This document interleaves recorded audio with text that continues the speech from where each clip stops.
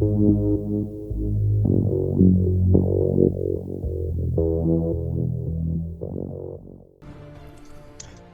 everyone, and welcome to episode 5 of the Dungeon Sphere. I want to take this moment to say Happy Mother's Day, everyone. If you are a mother, you are amazing. But we have a very special mother that always watches our broadcast, and that would be Yori, who plays Umbrin Orion's mother, Heather, who watches every week. And even though I am not a mother, I do understand that motherhood is not simple. It is not easy. But when a mother comes and supports their kids, no matter how nerdy their endeavor is, it's wonderful. So thank you, Heather, for being an active supporter. And we all love you. Team Everyone make mom, a heart shape with your hands. Team mom, team mom. Team mom. Well, I hope Heather was in the chat for that. She was. Okay, that's good. We're all just spamming hi, mom. Hi, mom. Yeah, Heather is now the official mom of Team Reaper, just like forever. Heather is all of our moms. Okay, so anyway, with that out of the way, I would like to turn it over to Yuri to give us a recap of what happened last week. Last week, so much happened because we weren't here last week. Oh, 2 weeks ago. We were here the week before. I'm sure Really? things happened in people's lives somewhere else, but in the Dungeon Sphere, when things did last happen, we had woke up back at the inn in the checkpoint, which is the safe area for all of us. We woke up, and then we had things to do. Several people talked to their folks back home. Brenna talked to her family. Moxie talked to the Order of Owls, which is the monastery she's from. A little later on in the day, Umbrin talked to his creator and master, Lord Silronia. And that was nice. Everybody had a nice time. Everybody's folks want something to do with Rexel, whether it be to marry him or to steal his inventions and ruin his life. So, Oh yeah, I forgot about that part. yeah. Note time. Rexel did not call anyone, but nobody really noticed. So that's Well, some someone tragic noticed. backstory for another day. We had an interaction with Team Kraken, who we all thought were going to be cool, but they weren't. One of their guys, his name was Corinth, and he sold us bad information Umbrin had already found out on his own because he's smart. The exit guardian of this level, which we need to fight to get out of this level, is a giant, and that's all he knew. So that was it. We did a little more shopping, then we left. Oh no, we went to the fighting pit. Oh Went yeah, to the you did fighting pits, and pits. Brenna kicked Moxie's butt, and then Umbrin stepped in, and then Brenna kicked Umbrin's butt. So one day we'll get her back. Barbarians. Yeah, but then we left, and we ran into some hell wasps on the way, which wasn't too big of a deal. But now we've gotten to the real challenge, which is a challenge room. We have to cross a lake that's 150 feet wide. So that is our biggest challenge yet. The Hell Wasp would have been more of a challenge if you didn't roll good perception checks and whatnot. Well, I mean, Sneaky. And the stealth. Kanari Great got at combat. messed up, though. Like, That's true. That's She true. got- Some people I think- got hit. It's 2 Hell Wasps is better than the entire swarm of Hell Wasps ascending. That upon could you. have been bad. That could have been bad. But they technically did. You just outran them and went into the tunnel where they couldn't fit through because it was a medium-sized tunnel that then led you to the door that then led you to this lake. And in the center of this lake, a giant stone statue of a lady on a island in the middle of this lake. I forgot how wide this lake is. Well, you're lucky because I just said it was 150 feet. 150 feet to the island or like the entire lake? I think to the island. Mhm. It's a. Yeah. It's, That makes sense. Yeah, it's an island with 150 feet of lake going, all the way Yeah. around. I was gonna say, I think I said the lake was 300 feet like in diameter. Yeah, So that checks out. So the stone lady, she seemed stone. Only her head turned and looked at all of you and said, "Please, come listen to my story."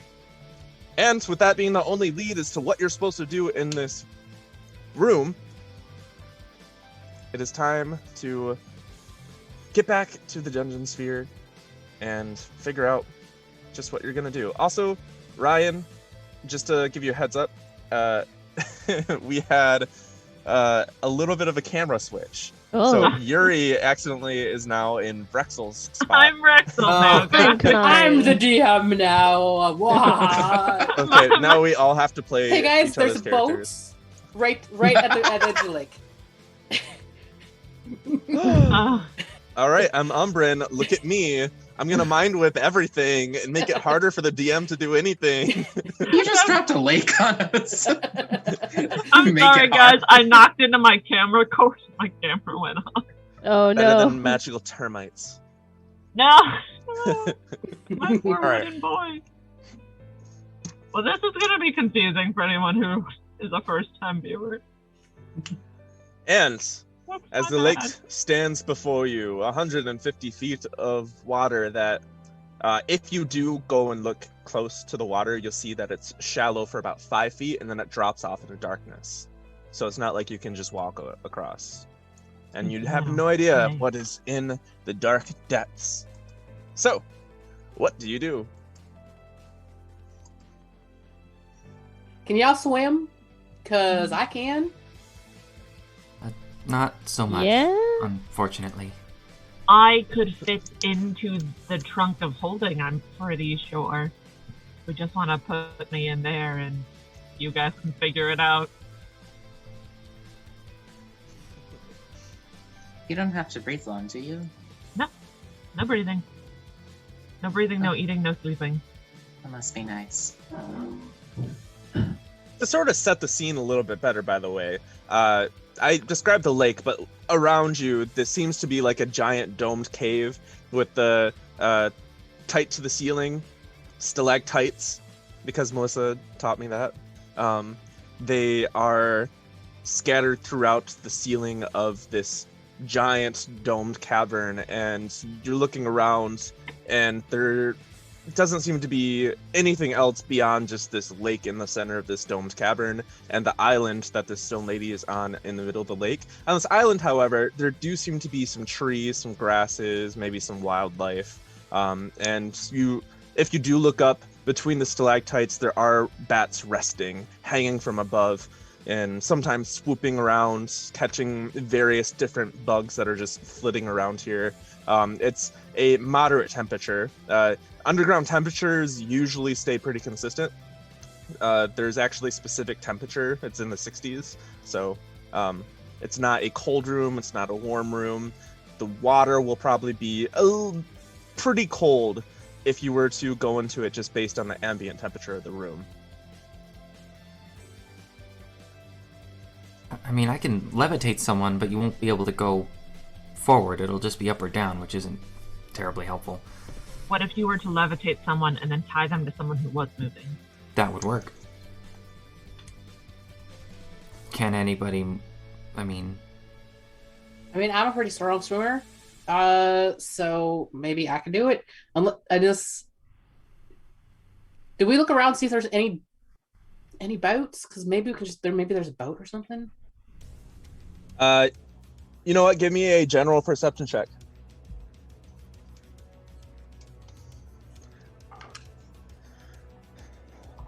I forgot what my perception thing is. 21.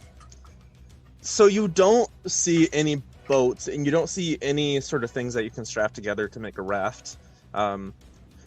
That's pretty barren on this side. It's just a rocky shoreline that you've come up to. However, in the water, you see, as you're looking around, you see some movement in the water, as if there might be something in there. Hey guys, I think there's something in the water. Perhaps I should go just check it out in case they're batty. That sounds like a good plan to me. Sure. Yeah, Brandon will walk out to the 5 feet before the drop. As you walk out to the 5 feet right before the drop, you're still looking out with that like very keen perception, observing what's around you. You see little fish that actually scurry away from you, hiding in the protection of the shallows. Little minnows come and nibble at your exposed skin, any dried skin or anything. They seem pretty confident in coming up and if you needed to catch some bait, now would be a good time. But in the water before you, in the darkness and the depths, you see something moving. Something seems to be carrying the water with it, and maybe a little bit of a shadow. But beyond that, it doesn't appear as though there's any, and it seems to be about maybe 50 feet out. There's not a solid form to it. It's not like you're looking out and seeing a giant fish. I think these are water weirds.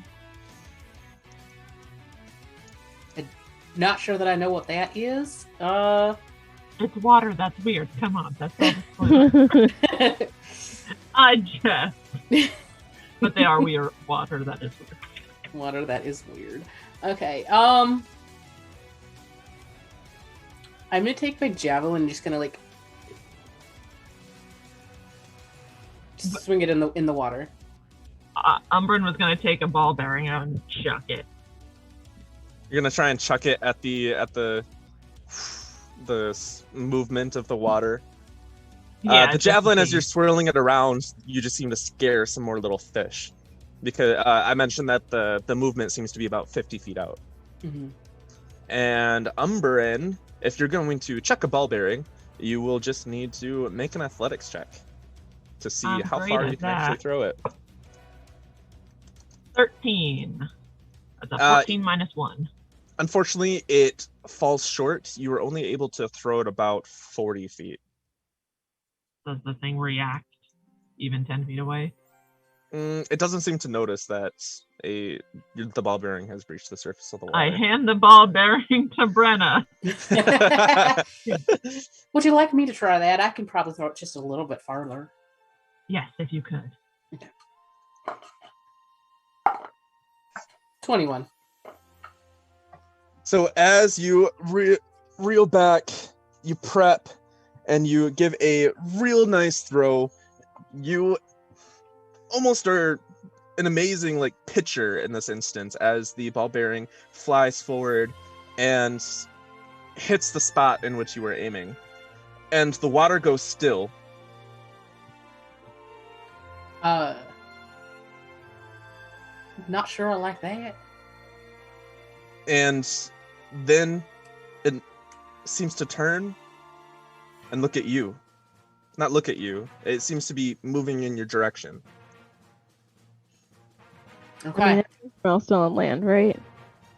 Yes, everyone but Brayna seems to be still on land. It seems to be moving at a moderate pace. It's not hurrying towards you or anything. You only see the movement of the movement of the water. No form, no body. I'm gonna so I've got my shield kind of up against my chest, and I've got my hand on my hammer. I'm ready if something jumps out at me. And as you hold your hammer, it stops. The water stops. And then something rises out of it. A watery form as it goes. And you see the water almost cascading off of the side of this being made of water. It looks as though it has a face, eyes, nose, mouth, with water flowing from its hair. Its lower half of its body still submerged in, dispersed into the water. And the entity looks at you. Can I help you? That statue asked us to listen to its story. I feel like we need to get to that island. Is there a way to do that here? And I'm like, he slowly moves towards you, almost floating, hovering through the water. He gets within 20 feet. And what will you offer me in exchange for my help? I kind of look back. Oh, I don't have anything good. Hold on, let me look. No, I don't have anything good. What would you be interested in? He holds up his hand, and water starts to swirl off of it. And he says, I like to collect. The water seems to shape into a crown and even has some like color just hovering above his hand. It then changes into like a collection of gold pieces swirling around. And then it shifts and changes to a dagger with some runes across it. We sold that monkey, didn't we? Yeah, I did. Kanari will dig in her bag and pull out the bundle of grass from our cockatrice, that room with all the cockatrices. She spent some time weaving it into a crown, and she offers that to start with. It starts moving towards you as you seem to pull this out and offer it. Go ahead and give me a persuasion check. Okay. Good news, we're all back in the correct circles. On the Yay. Yeah, it Thank you, happened a while Ryan. ago. Yeah. That's just a 10. I'm sorry, but this is not something that interests me. We do have Fair. that hammer that we got, that mace. Yeah, the mace. I mean, I thought we came to the conclusion no one was going to use it, so if he's interested, we might We as also well. have that owl token, right? That Oh, the animal messenger? Yeah. Mm-hmm.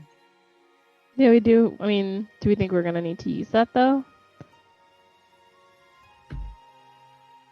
I have this disco crystal, but I Ooh. just got it, and I don't want to lose it right now. I feel like it could be used for a better trade.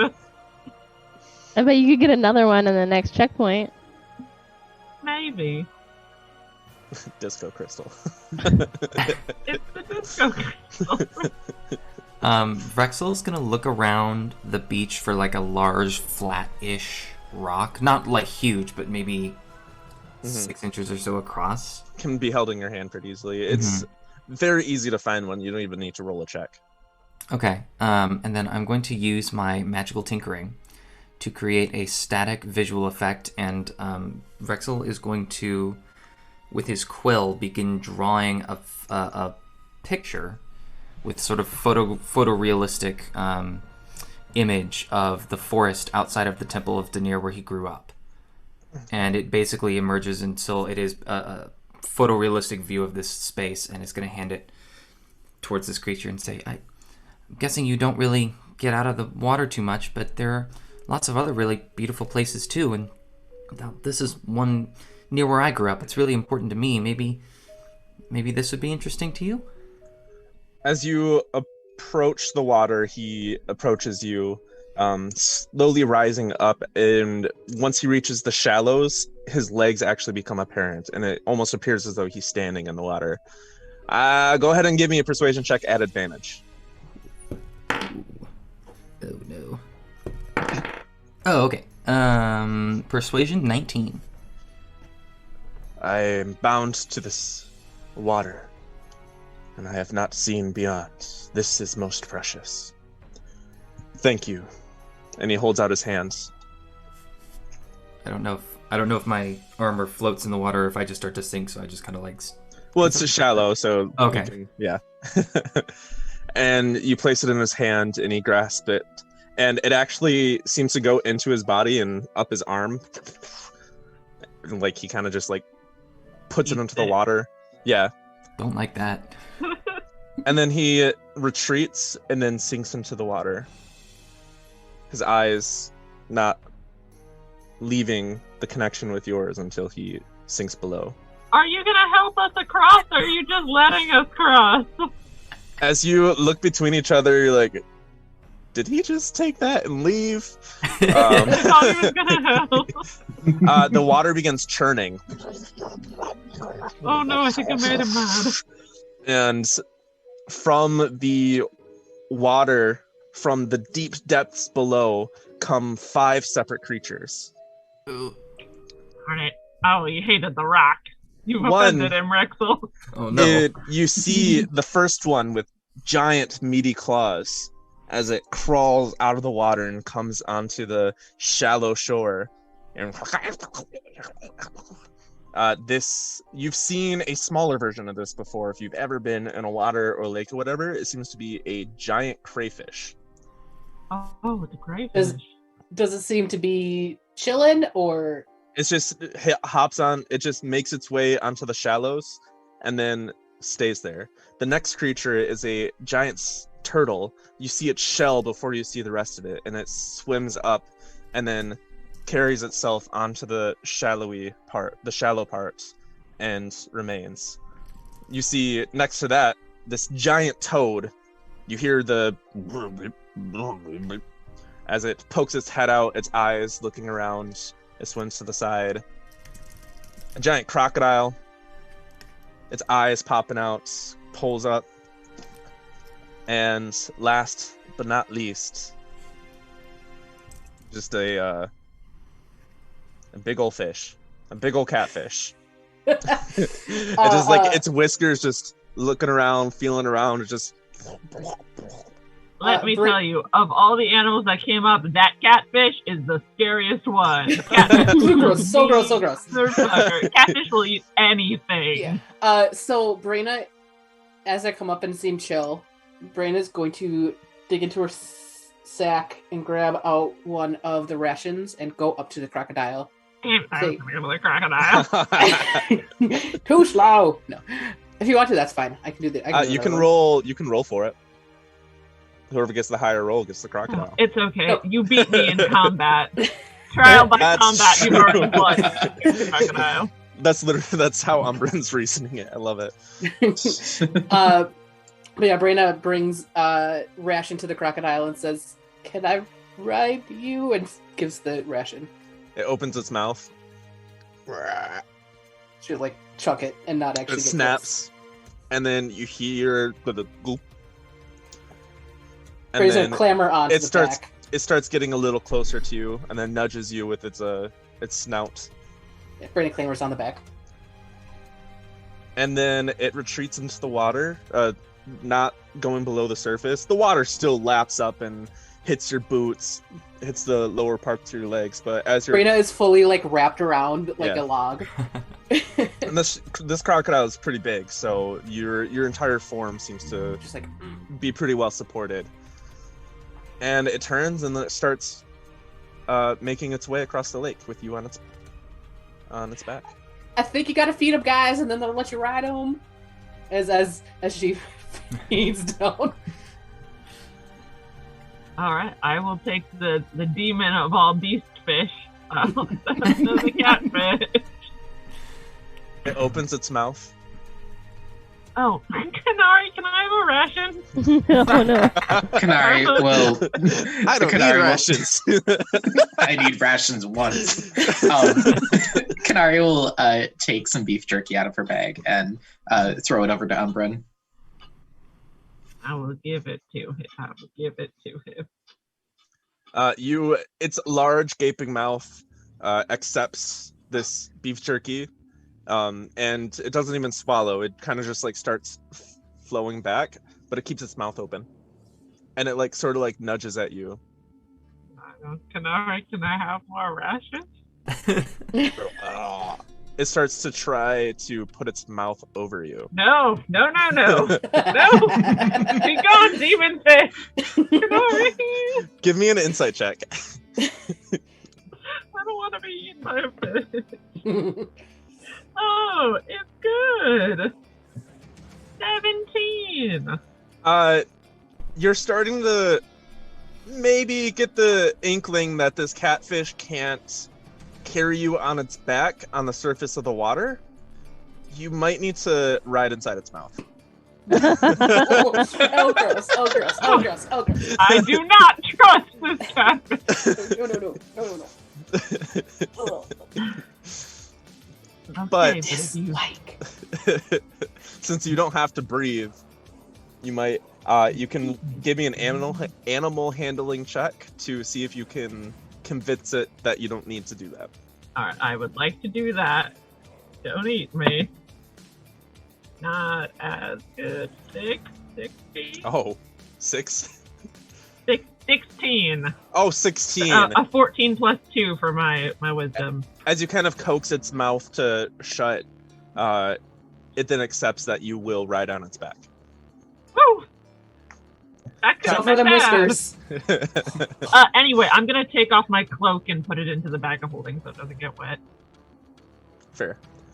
And then as you latch onto its back, hold firmly, it sinks below the surface. It doesn't get too low, but it definitely it's in the water in the darkness, and as you look around, you see different pockets of fish. You see some piranha-like fish swimming around. You see different things, and then a plesiosaurus.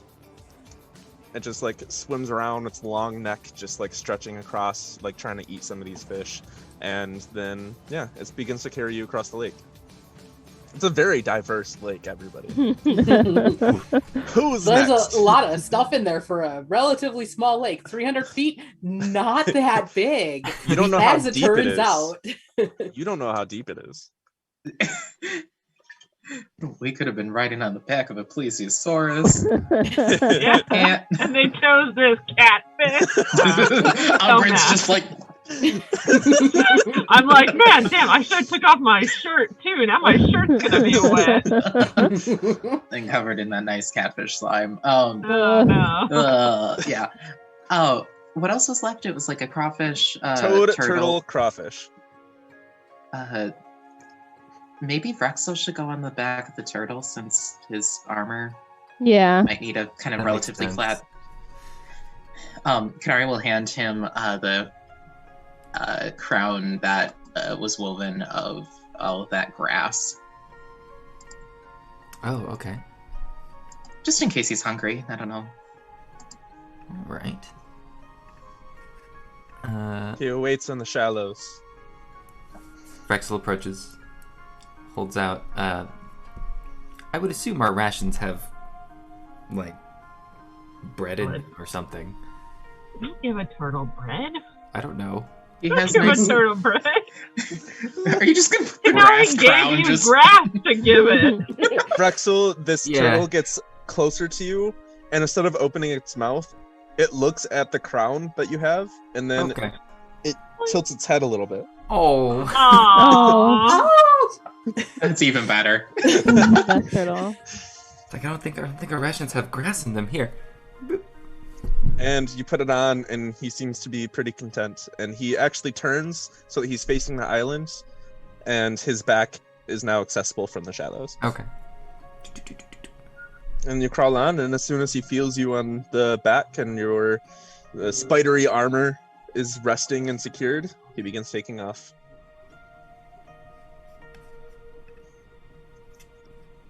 I look Who's at next? Moxie. Who's next? Which one of these things am I going to be able to stand on and surf potentially? Are you asking me, or are Neither you of asking them. Kanare? Yep. I mean, you might have more luck with the. I would prefer the toad. Just, Okay. I feel like you could smack the crawfish if it got a little too handsy with its pincers. Sure. I I feel like I could probably Handsy? surf that easier. don't know. Handsy Can I- with its pincers? Do Can you I mean just- clawsy? I turned over to the crawfish and just like I don't know. I've had bad run-ins with crawfish before. You seem very nice though. You seem very. I'm just gonna get on the frog or the toad. As you call it a frog, it actually slaps. Oh no. Sorry. I have had a long day. It was would deserved, but be I've had a very frog. long day. Toads don't live in water. So the toad, Toads actually can't swim very well. They have claws, not webbed feet. If we're gonna be technical, but it's a fantasy toad, so go off again. very much fantasy, as a swim speed of 40 feet.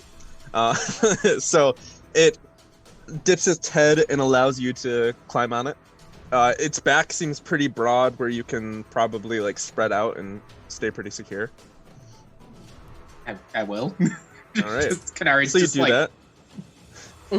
It does the frog swim, you know, the legs and that kind of thing, and it seems to be pretty speedy. It starts making its way across. You hear it go like making weird noises. Its eyes blink slowly, and halfway through, it stops, and then its tongue lashes up, catches a large bat, brings it back into its mouth, starts chewing as it just waits a little bit while it chews, and then it continues back on. I rub its belly, just like Its belly? Canari will just dip a hand and be like, maybe Oh, this yeah, is like how you this, right? digest. Head Like, pass. there you go. It begins doing like a weird like purr croak. Yes. Anyway, last but not least, Moxie and the crayfish. I feel like that's a good like band name. Yeah, Moxie's gonna go up to it and just kind of be like, "Is there any way I can stand on your back and we can try to surf this?" I wish I spoke that language.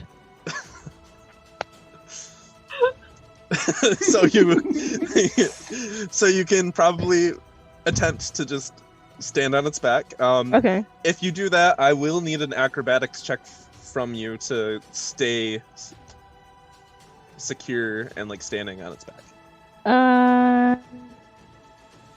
22. 22, yeah. So the crayfish doesn't swim forward. The way that it swims is it uses its fin, turns it around, and then creates like a propulsion. And so it actually starts going pretty fast through the water as it shoots itself backwards, and you're able to like stay upright on it the whole time. And it's not as fast as the toad or the turtle, but you begin making your way across pretty smoothly. You surf, but it's a slow surf. It's a fine. little She's bit of a enjoying slow it. She's surf. like, "Woo!" And That's so after a few minutes with your creatures on your back, it's actually probably less than a few minutes. It's probably not that long because of how D&D does speed and whatnot. But anyway, you reach the island's edge. There is a shallow part to this island as well, and each of your creatures arrives at the shoreline and allows you to get off. Umbrin and the catfish rises out of the water. There's like slime all over Umbrin and completely soaked from head to toe. All of you are a little wet as the water is splashed. The one that would probably be the driest would be Frexel, mostly because the turtle shell rises up out of the water higher. Anyone have prestidigitation? Oh yeah, my joke was gonna be, and after you recreated the scene from Pokemon the movie, Good you have joke. arrived on the island. Yes, thank you. Because they all had to summon their like water type Pokemon to swim, during the Nailed storm. it. And they all used the Yep. TM Mhm. surf, and it was really cute. Mm-hmm. Yep, exactly. It And was- thus you have arrived. I think Braina will feed her crocodile another ration and say, "Are you staying here, or we gotta find somewhere else way back?" They don't seem to be moving. Awesome. I will pet the catfish on the head and say, "Thank you. That was very unpleasant. Let's not do it again." Its whiskers begin like almost petting you back. They like Okay. Even more unpleasant. I'm going to leave now. No. Moxie, Oh no. Moxie definitely Oh, high fives the no. claw. the claw high fives you back. Oh, But then High they, five. as you all do say your farewells, they do retreat back into the water, stranding you on the island. And the stone lady's head turns to you. You almost hear the stone grating as it turns. Welcome to my island, my eternal grave. It's lovely. You're dead. Yes. Would you like to hear my story now? Yeah. I love a good story. Umbrin will go to the bag of holding and take a cloak out and put it back on his side. Mhm. Clasp it with his watch. Please come closer. You see now that you're there, there seems to be like steps that go up to a platform that actually like stands before her front. Right now she's looking to the side. Come. We head up.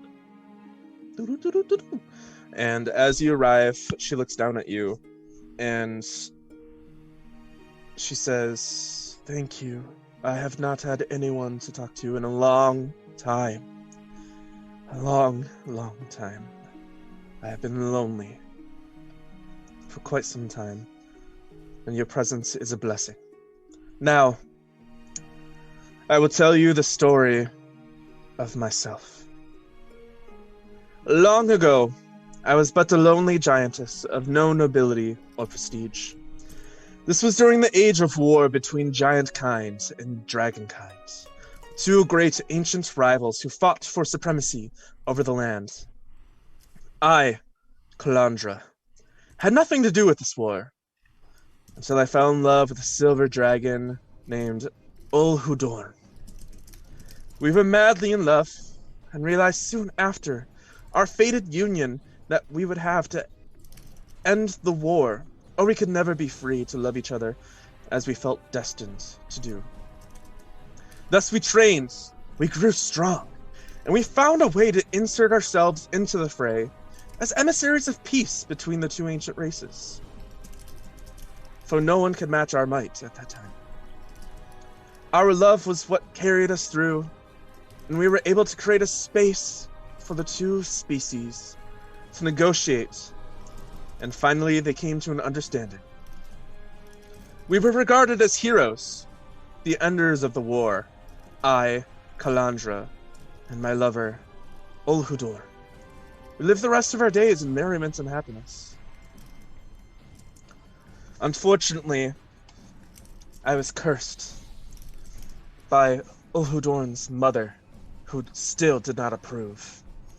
And when I passed before my beloved, she had cursed my form to turn into the statue that I was unaware of, and for my soul to be bonded to it. Luckily, this gave Ulhudorn the chance to come and visit me, so that we could continue talking until the end of his days. And though ancient dragons can last for centuries and centuries, he is long past, and I have been alone for quite some time. And now I have grown weary of this form, and I wish to pass on, to be released from this prison of the stone form, and be one with my ancestors, as us giants can do. And so, to that, I ask all of you to destroy this vessel. Destroy this statue with as much might as you can conjure. Free me from these bonds, and let my spirit pass on. And I hope that in the next stage, I and Ulhudorn will be able to dream together and embrace each other in those dreams. If you do that, you can keep the crystal heart. And she, like, her face gestures to this bright crystal that seems to shine a little bit where her heart should be. You may keep this heart, as that will be the payment for this great deed. Now please, destroy me. Brina doesn't, as she gets to the end part, Brina's just started, like, she just starts grinning wildly. Are you gonna fight back, or can I just, like, hit you? Would that be okay? You can just hit me. Do we need to break you all at once, or This like slow form, and steady wins the race? this form is strong. So, a single hit from a single, we call you small ones, a small one, from a single small one will not do it. It needs to be complete. I need to have no recognition of this form left, for that is what released my soul. many traditions, many people and cultures in history believe that the representation of the body contains that soul, preserves the soul, and it is very similar. How big is this statue again? So you look her up and down, and it seems to be about 70 feet tall. Jeez. Anyone know Shatter? Yeah, all right. Get to work, Rexel. Rexel has Shatter prepared.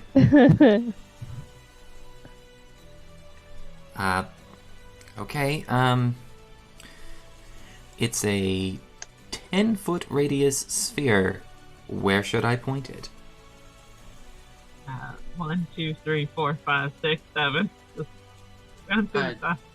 That might damage the crystal heart. I think that section. Shatter around the heart. Mhm. You could take her down at the legs. And I mean, or you could start with the top part and work The down. process of falling may also do damage. So yeah, Rexel will start. Are you saying this out loud, by the way, as you're discussing? I think we could maybe respectfully go into a little huddle, just not to Okay. hi, here's how we're plotting your death. Is there a way we could remove the crystal beforehand? I can promise you, as she calls out to you, this crystal is indestructible. Okay, yeah, we could go for it, Rexel. Okay. It would require quite strong, very strong magic to destroy. Then Rexel will cast Shatter around the knee level. So as you cast Shatter, you hear it reverberate around this entire cavern, almost bouncing off of the water as it's a sharp, and it instantly cracks where the knees are, and she begins actually to skillfully do this to try and make it so that the statue doesn't fall on top of you. Give me an Arcana check Okay. as a Right test of after your he does magical them all, Arcana skill. Maybe we should move. Arcana check is 26. Okay, Ooh. so you're able to skillfully position it or do it in such a way where it will topple to the side and avoid all of you. If you had rolled bad, it would have splat. Yeah. Dexterity Yes. saving throws and whatnot. And But anyway, you do that, Yeah. and she begins to fall, and she says, I await the sweet release. But very boisterously and womanly. And she hits, and sections of her crack and break as they hit this stone island, topple some trees. You see actually various beetles and moths and whatever that have been living in here just fly up out of these trees and whatnot. And the statue falls, and her head actually breaks off and rolls into the shallow part of the water. And Is I think anything- Yuri froze with this maniacal smile. But Oh no! Does anything seem still kind of whole? and as her head rolls into the water, she calls out to you, "No, destroy the head, and I shall be released." Brayden wants to go and smack it Did she say twice. destroy the head? Yeah. Brayden wants to go and smack the head twice with her hammer. All right, does anyone else want to contribute? I'll throw a guiding bolt at it. And as I'm channeling it, I'll just say, May Celestian guide you home. Oh. There she goes. I mean, Moxie will punch it. Brayna is she's got her hammer in both hands, and is swinging wildly at the head for a All right. 27. That's a great hit. Yeah. Where's my tenor? There we go. Oh, damn it! That's a 1 on the dice. And since I didn't rage, that's 7 damage, but she's going to swing again for not quite as high, but still pretty high. That's a 10 on the dice, so 16, so 23 damage total with the 2 hits. All right, Moxie, go ahead and roll me your attack rolls. Oh, jeez. You know what? For the heck of it, Kanari, give me a religion check as your prey. Okay. I rolled a 24 on my guiding bolt to hit religion. I rolled 12 for my punch. I mean, it'll hit. Now roll damage. I got a 17 on my religion check. All right. That's a 6. You have extra attack. You can do your extra attack if you want, and your bonus. Oh my god. Let's say that the AC is Rolling 10, six. since it's a stationary object that you're hitting. Well, good thing, because I got a 10. Hey! Rolling terrible. And Kanari, what another was your 6. religion check? So I rolled on the guiding bolt, that was 12 radiant damage, and then Cool. The religion was a 17. Cool. I'll let you know what happens after I get the last attack roll from Moxie. It was a Attack 6 damage. for damage. Okay. Are you going to do the bonus action? Well, no, because I have to... Oh, wait. Oh, I can just, shoot. I always forget what the bonus actions are. You can just, whenever you make an attack with a monk weapon or unarmed strike, you can make a unarmed strike as a bonus action. Yeah, anytime. okay. Then I'll do that. Yuri's back! I rolled a 1, so she just missed. Oh, All right. Guiding bolt grants advantage on the next hit. Yeah, you would have advantage. Alright, it's another 10. Wow, I need to switch up some dice in a minute. Dice jail. But that'll be an 8 for damage. All right. So, Braina takes out some chunks from this head with the guiding bolt hits it, causing a crack. The crack seems to spread, and as Moxie goes, pow, pow, pow, right where the crack is, it spreads even further, and the head,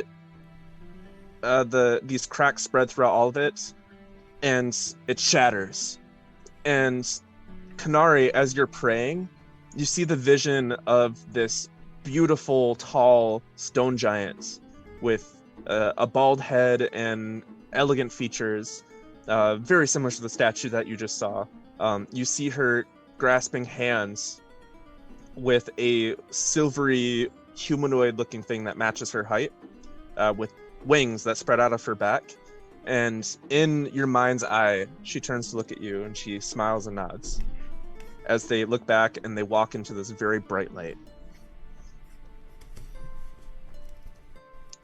And Kanari just kind of grabs her holy symbol a little bit and just nods and turns to the rest of the group.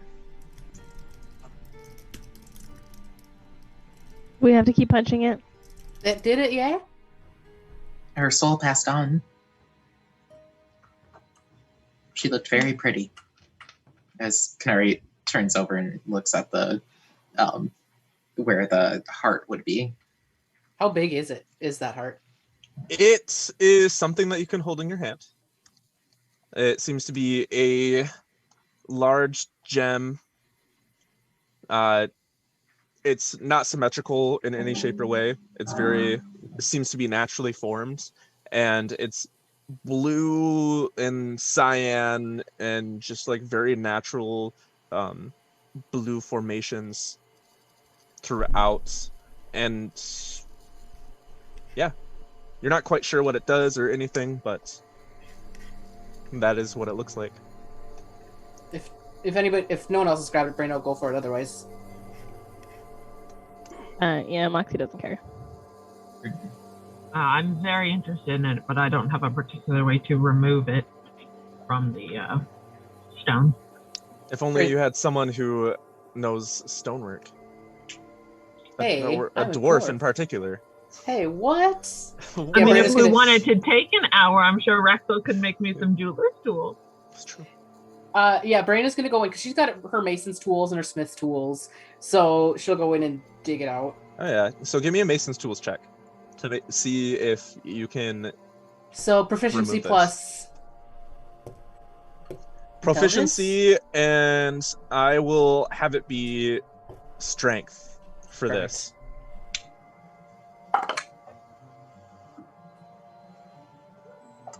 That's perfect. Oh, there it is. Ah, that's a 13.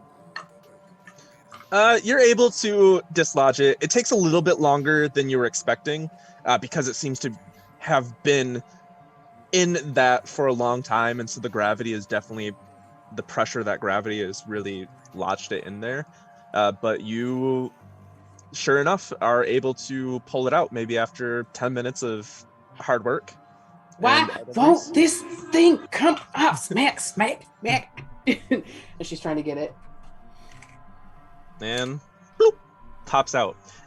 As soon as it pops out, all of you hear a and behind you there's a flash of light, and a door seemingly out of nowhere stands right there. Like a trauma door or like an exit door? Exit door. Okay. Exit from the trauma door. I know Right. it's pretty early, but that is where we are going to take a 10-minute break. Okay. Because Mama has to pee. So Ryan, hopefully it's Mother's Day, and I am. There's no amount of justification for that one. It's Mother's Day, so Yep, mhm. Okay, so Ryan, let us know when you take us out. Hopefully you already got your food and are back in the booth. If not, yeah. Now introducing Team Reaper. Once upon a time, there was a gnome, and his name was Vrexel von Chomsky Sagenstein McPuffet. But you won't find my story in the library quite yet, because it's still being written. Act 1. Growing up in the temple to Denir, god of scribes and writers, I learned all about history, science, culture, and philosophy, while I copied books over from fading to fresh pages. Then in Act 2, I, caught the gnomophage. Not optimal, but I got back on my feet, and even though my legs aren't as strong as they once were, my mind is still as sharp as my quill, and I built this nifty set of armor to boot. So what's Act 3? For starters, enter the dungeon sphere with my friends and keep them safe. And when I get to the end, I'll wish for all of the gnomish books, scrolls, and stories lost to history because of the gnomophage.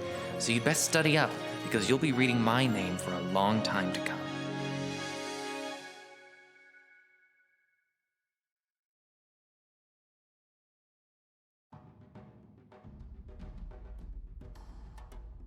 Howdy, my name is Brana Ironbeard. I use the power and insight of my ancestors to protect the ones I love, and make a mean ale. I, along with my 7 siblings, help my parents run Ironbeard's Metalworks, crafting only the finest of dwarven goods, including the shield and warhammer that I carry to this day. Throughout my life, my ancestors have led me and shown me the way of the Ironbeard clan, but their guidance did not help when my twin brother fell ill, and I could not save him as I had throughout our lives. After crafting many of the weapons my teammates currently use, I just had to ensure their proper usage, and so found myself in the sphere. If I win the dungeon sphere, my greatest wish is to bring Andrew back. For Clan Ironbeard!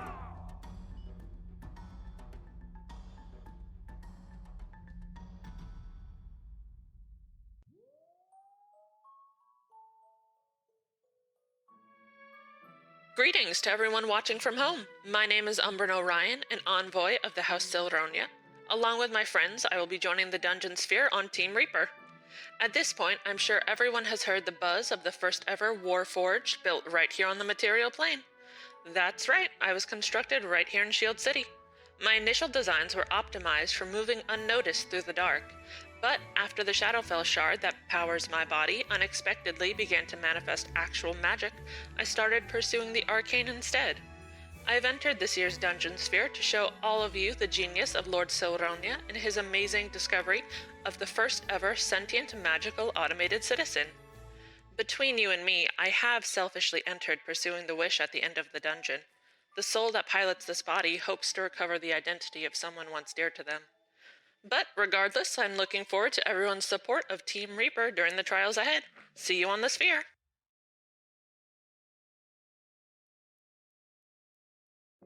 Welcome, weary traveler. Come take a seat by the fire. My name is Kanari Len Harith. I am a guardian for the wanderers of Shield City, those without homes or those that stray far from them. And Celestian tells me to look after them, guarding and guiding them under the watch of the stars. If living in a temple has taught me anything, it's that everyone is looking for something. Some look for healing, and others search for treasure, but almost everyone needs a friend. A simple conversation can change the course of your life. I'm a firm believer that anything can be solved by sitting by a crackling fire, watching the sun set and the stars come out.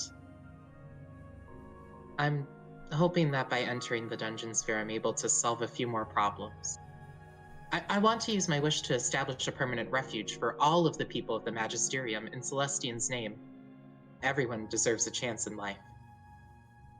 Now, you hungry? I've got a pot of stew in a bowl with your name on it.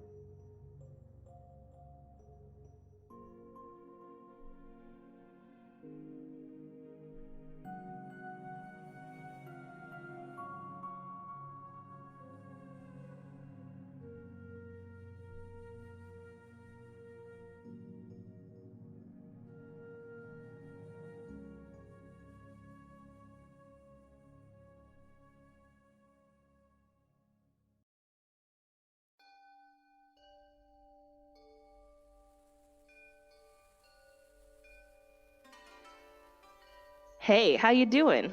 My name's Matilda Everhart, but you can call me Moxie. In fact, I insist. If you spent any time down in the pits and shady corners of Shield City, you've probably heard my name. When I'm not kicking ass and taking names in the ring, I can be found doing odd jobs for the Order of the Owls.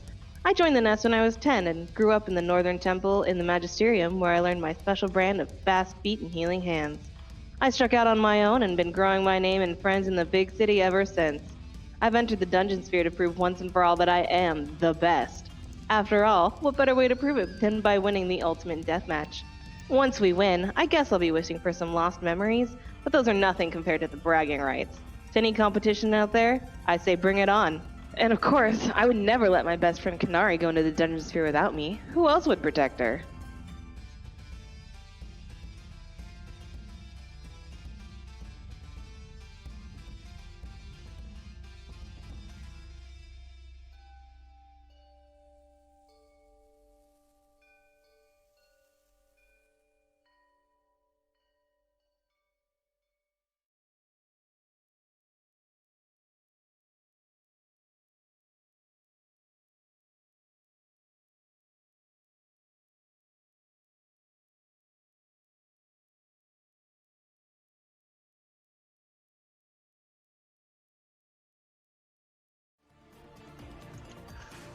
And that's how you all died. No, no. Oh Rest in no! peace. New characters, new characters. New characters!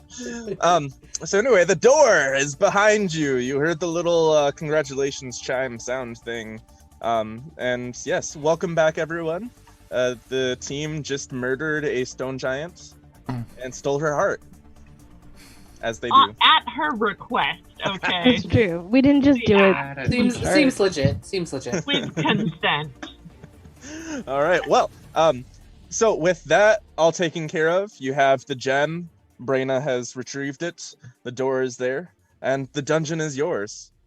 So did we want to figure out what this thing is, or are we gonna like just carry it for now? Everyone turns and looks at Frexel. I could do that in the morning. Okay. Okay.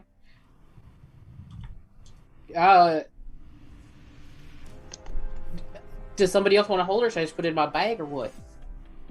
Could probably put it in the trunk, couldn't we? Yeah. Okay. Unless you Yeah, want to I'll hold on to it, Brayna, you grabbed it. I'm fine with whatever. That was 100% not her accent, but that's fine. I haven't had a solid voice for Kanari in 5 sessions, so. It's fine, it's fine. Okay, I'll drop. Okay, heart, crystal. Oh, my job. There we go. Okay. Got it. Okay. Well, shall we head out then? You all agree to head through the door. And as you exit this door, you appear in a part of the dungeon that appears to be back to the normal sort of dungeon look, where you're just kind of underground, you see that the rocky walls also have some soil. There's some water trickling down, and it's not the precarious cliffs and natural bridges and stuff that you had been crossing and passing over earlier. So it's less precarious, more of the huge. The tunnel that stands before you just seems to stretch out. It seems to be a pretty wide tunnel, probably 40 feet in diameter, and the ceiling raises up above you about 60 feet. You definitely can look around, and in the darkness you'll see some more of those glowworms that are crawling about, bats, various creatures, and yeah, the tunnel stretches behind you, and when you look behind you, after you've passed the door's no longer there. So you can either choose to go forward or backward. Well, yes. Left It's not or right? backward. Yeah, left or right if you're facing a wall. There's no backward when you haven't actually moved through, I suppose. So yeah, I'm thinking way too hard about this. Yes, you are. Anyone got a preference? Survival check. See if we can feel it out. Maybe our good wisdom girl could take a look with your Sure. good wisdom. Yeah. I was just thinking, I think Kanari would be thinking, like, okay, giants, they need a lot of space. Some of them like different climates, right? Is there any, like, am I feeling anything different, or does one path look more promising than the other? You can go ahead and give me either a perception check or a survival check. I think they're the same. Oh, listen, the challenge rooms have anything to do with the actual dungeon, do they? Not that you're aware of. That's a 6. You don't really notice anything. This seems just like where you had started, other than Did we come? We came from one of the directions, right? you came through the door We came in and a door. entered into this new area of the dungeon. And do the doors, would we know if the doors drop us off in generally the same area, or if they go to any random spot into the dungeon? As far as you're aware, they seem to almost take you to different parts of the dungeon. You're not sure if there's a rhyme or reason. Yeah, that's as far as you're aware. All right, so we might be a lot closer to the Exit Guardian. We might be a lot further away. Let's just go that way then, and Brando pick a random direction and go. Sounds So good. is You everyone wanna flip for agrees? it? Flip for it? Right is head, left is tails. Heads. All right. So you all begin heading to the right / forward, I think. And as you're walking through, you're noticing that there's not a lot of the stalactites or the stalagmites quite as much here. And as you're walking through, the ground actually feels more muddy, and the mud actually slops up whenever you pull your feet and boots, almost covering your pants. You're all still pretty wet, and you're starting to almost catch a chill. You're starting to notice that there's a breeze that's actually coming through here, and you're walking into the breeze.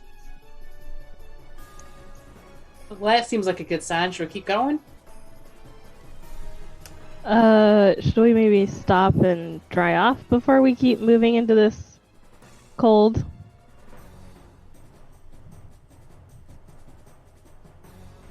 Are You're you also, suggesting a short rest? by the way, completely unaware of what time it is, but you can approximately guess that you've been out of the rest stop, the checkpoint, for like 4 hours now. We always know what time it is. Umbran's got a watch. Yeah, that's true. That's true. So as you check your watch, you can guess. You see that it is 2 p.m. the perfect time for a midday siesta if anybody would like to stop to rest. I don't mind being wet, but I know those with skin and flesh usually do. I would enjoy a short rest, just to sort of recoup some of my, fighting prowess, and also to not be as wet. You probably think that it would be best to create a fire as well to dry off next to. I don't have anything short rest could help with now, but if the team wants to stop, Umblern will gladly sit down. Yeah. As is telling of when everyone fell asleep and Umblern's like, okay, I guess we're just resting now. This isn't weird. Kanari will set to make a fire. I think she has. What does she have? Yeah, she has a tinderbox. Mm-hmm. Do we want to do it in this cave tunnel, or do we want to go back to the fork in the road to kind of like set up a little camp? I think we could just do it here. I don't know that we want to backtrack. Okay. All right, so you can set up, and it's pretty easy to start a fire, but still give me a survival check since you're using equipment. And you're also pretty hungry. Survival check is a 22. Oh yeah, you make that fire almost immediately, within like 3 minutes. Nice. You have the tinder, and you're able to find different debris. I mentioned that there's roots, and you probably have your own sort of things that you can throw together to create a fire that's at least good enough to help dry you off. Mm-hmm. And plus, I think Vrexel collected a bunch of sticks. For the purpose of making rings, not for lighting on fire. But still, it helps. Yeah. You're starting to think maybe that's why they supply you with the forest in the checkpoint. Seems legit. Okay. So this is officially a short rest. Yep, you can take a short rest. Is there anything special that any of you would like to do during the short rest? Just gonna roll some hit dice. Mm-hmm. Ooh. The breeze seems to be constant, and you can tell that the breeze is still constant, not just by it licking against your skin, but also it causes the fire to like tilt a little bit as it goes. So Brina doesn't really have anything to do for this because she was at full health, and Ray just come back on the long rest. So I am going to be fully watching for stuff to go down. Like Umbren's gonna take a second to convert his second level spell slot into sorcery points, which is a bonus action to do. So that's all I had. Moxie just meditates and gets her key points back. Oops. Nari's back up to full. Hey. I think she can she double check based on where the giant hell wasp stunned her, just to see that there isn't anything else going on? Yeah, give me a medicine check. Gemstone, give it to me. Brain hands it over. I'm gonna spend the whole short rest, looking this thing over and identifying it. Ooh. Yeah. 26 on the medicine check. You check to see where you were stung. The wound has already been slowly healing. It still hurts. It stings pretty bad, but there's no leftover venom or anything. You think that usually hell wasps don't need strong venom because they usually just slice and dice real quick and then eat you up. You take the short rest. The fire helps dry you off a little bit. Some of your clothes may have still some damp spots, but I'm sure that Vrexel can create some sort of contraption to help. Maybe he pulls out a hairdryer or something. And at the end of this short rest, spending an hour just analyzing this crystal, checking out its intricacies, Umbrin, you start to find different things within the crystal that like reveal its secrets to you. And as you connect, as you bond, the magic speaks to you, and you intuitively know that this is a gem of brightness. It comes with 3 command words that cause 3 different effects. The first command word is shine, the second command word is beam, and the third command word is flare.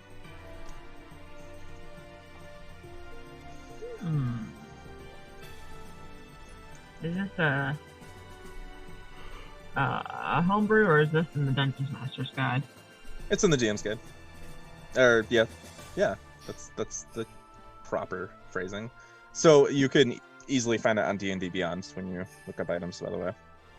Umbrin will tell the group it is a gem of brightness with 3 command words that do fun stuff that I will find. The first command word causes it to shed bright light in a 30-foot radius, and dim light in another 30 feet. And it doesn't expend a charge when you use this one. It actually comes with 50 charges, and you use an action to use one of his charges. When you use all of his charges, it no longer is magical. So it has a total of 50, and once you use all the charges, it's done.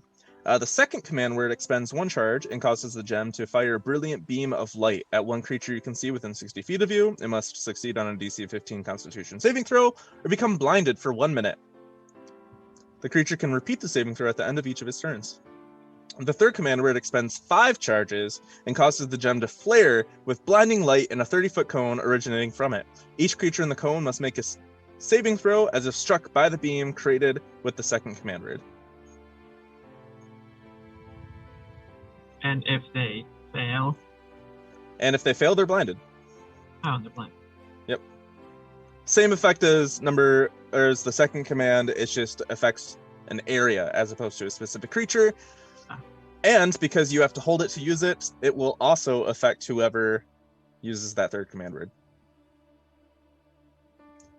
You also know, just checking it over, that if once you do expend all of its uses, its worth is 50 gold pieces. It becomes a gem that is just worth 50 gold pieces. So you can use it all and then spell it. Sell it. I'm insane. Umbrin will tell that to the group and ask if anybody wants it. Because it seems useless to him. If it's not doing damage. I mean, I don't think that's something we really need to worry about, do we? Like, seeing? Because I can see pretty good in the dark. I don't know. You said it could blind others? That Supposedly. I mean, if we're fighting up against a giant that relies on sight, it could be a really good way to give it disadvantage while we're all running around its feet. Would you like to hold on to it? Sure. I can. Is there a way that Rexel would be able to like attach it to the front of his Already thought about it. his armor? Actually be a really Just good push a idea. button and blind people. Yeah, be good. it doesn't require any attunement, so any way that you want to fix it to your armor, Vrexel, I will consider that holding it. Because it's on your armor. Could I put it on the lightning launcher and use its beam like a laser sight? Yeah. Yes. Yeah. Oh, excellent. It's got like Umbrid's like halfway through heart-shaped handing it to headlight. Canary, and he's like, no, Rexel, you can take it. You see Rexel like already sketching things and then like looking at it. we just bring it up. Almost conveyor belt it to him. No. What's it called? Slap some duct tape on there. So you did finish a short rest when you learned that. So Vrexel, if you wanted to attach it, you would need to spend a little bit more time. But I would actually have you roll a Tinker's Tool check to see how long it takes. Alrighty. Yeah, I'll give it a shot now, and if it seems like it's going to take too long, then I'll do it later. But let's see. Tinker's Tools would be intelligence and proficiency. Ooh. That's going to be a 25. It should take you about 10 minutes. Okay. If nobody else minds. We can just could stay by the Umbrin fire for 10 assist minutes. on this as, like, stand by Rexel and, like, hand him a wrench or glue? Okay, like, yeah. cut The the help time down? action means that you can roll it again. Still 25. Okay. 10 minutes. Okay. Yeah.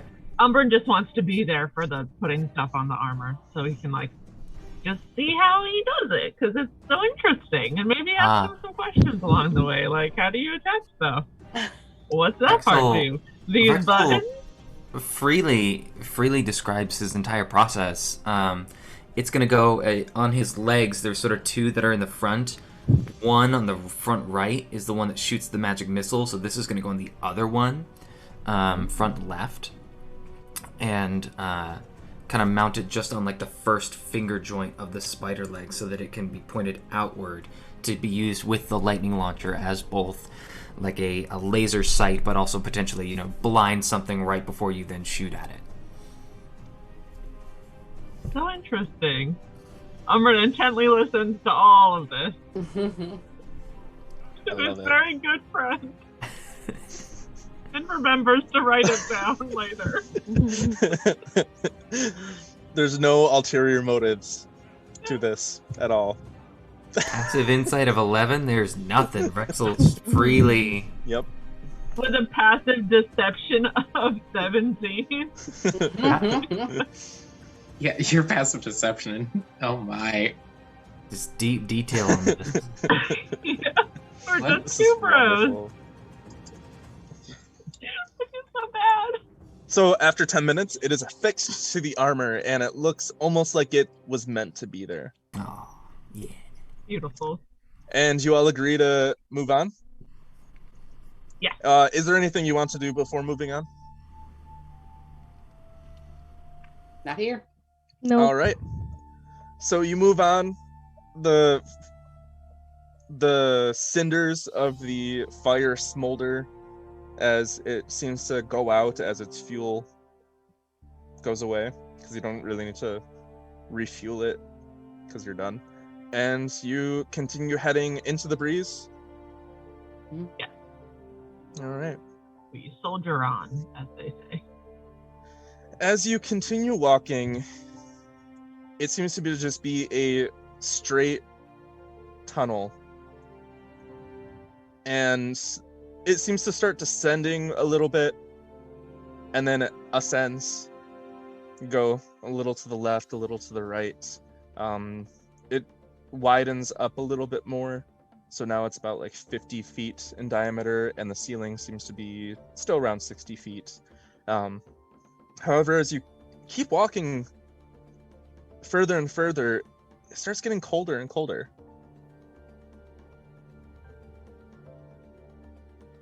Getting a little chilly, ain't it? This breeze seems to be a little bit more nippy, a little bit more bitey. There was a cold path, like, on our first day, wasn't there? There was, like, Yeah. a warm path, a cold path, and a neutral path. Mm-hmm.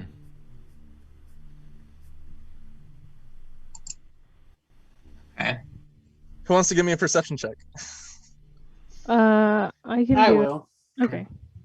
No, my perception's not good. That's a 13. Moxie, you can give me a perception check too. I'll have two people do it this time. Oh, jeez. That's an 11. Also going into dice jail. You begin to notice that there seems to be more spider webs around this area. God, there's so many bugs in this first level. I hate But- spiders. But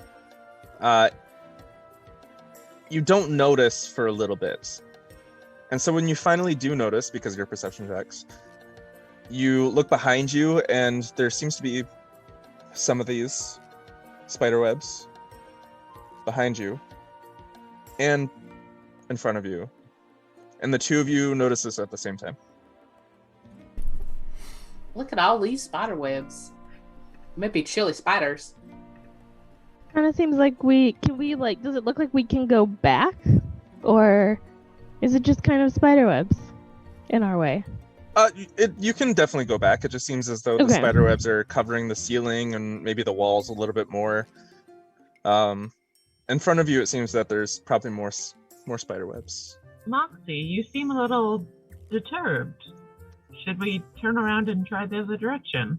I don't know. It seems like there's a lot of spider webs around, so I don't know that we're going the way of the giant. We're probably going into spiders. So, if we don't want to deal with spiders, we could turn around. If you get closer to the spider webs, you can tell that there's ice crystals forming along them, and almost a cold radiating off them. Does it seem natural to the spider webs? Yes. Brina's just been like sweeping them off as we go. I would like to collect some of them to have in my alchemical supplies. Brina holds out her hammer that's just like wrapped in spider webs. I will collect them and put them in a beaker. When you do mess around with the spider webs and pull them away from the walls and whatnot, they do start to melt a little bit, but then they just become regular spider silk. Spider silk, still useful. I gotta get a bigger place to write all my alchemical supplies. And Vrexel will start going in front and using the sword burst cantrip to just kind of clear a path. As you... Oh, sorry, I was just going to say, as you perform a couple of those sword bursts, you cut through a little bit, and then I need you to roll me a perception check. Ooh. Oh. No, that's a 7. You don't see much. You see more spider webs. Kanari, what were you going to say?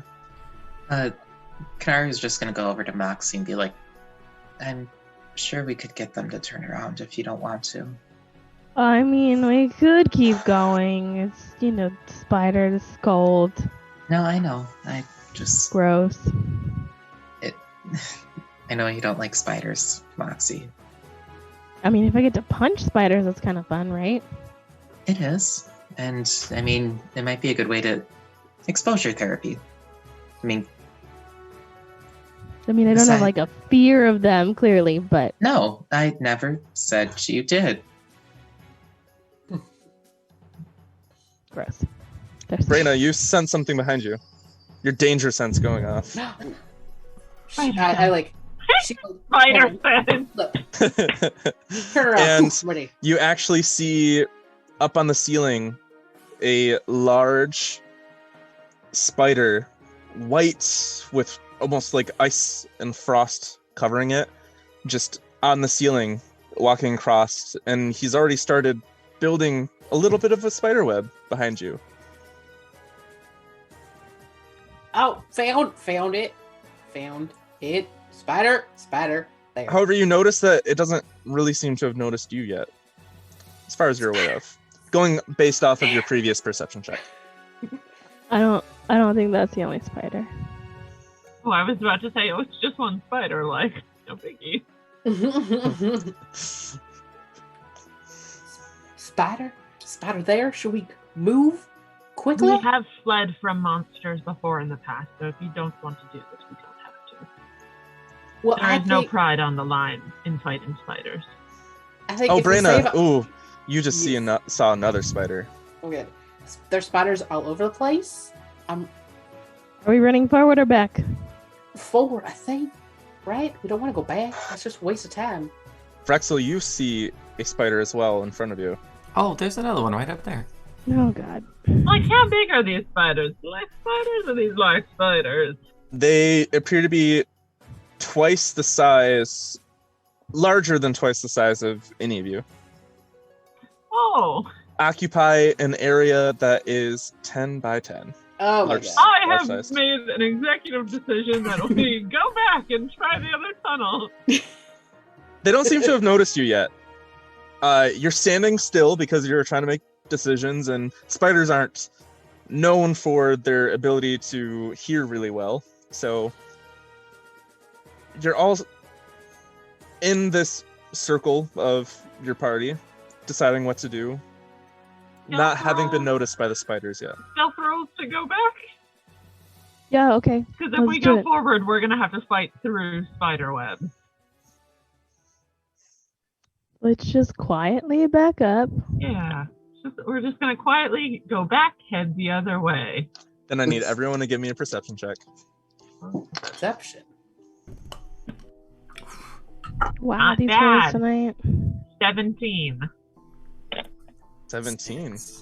12. That's good for Umbrin with his +2. 13. Kanari, what'd you roll? I rolled a 10. And Brayna, what'd you roll? 12. Well, the DC was a 10. And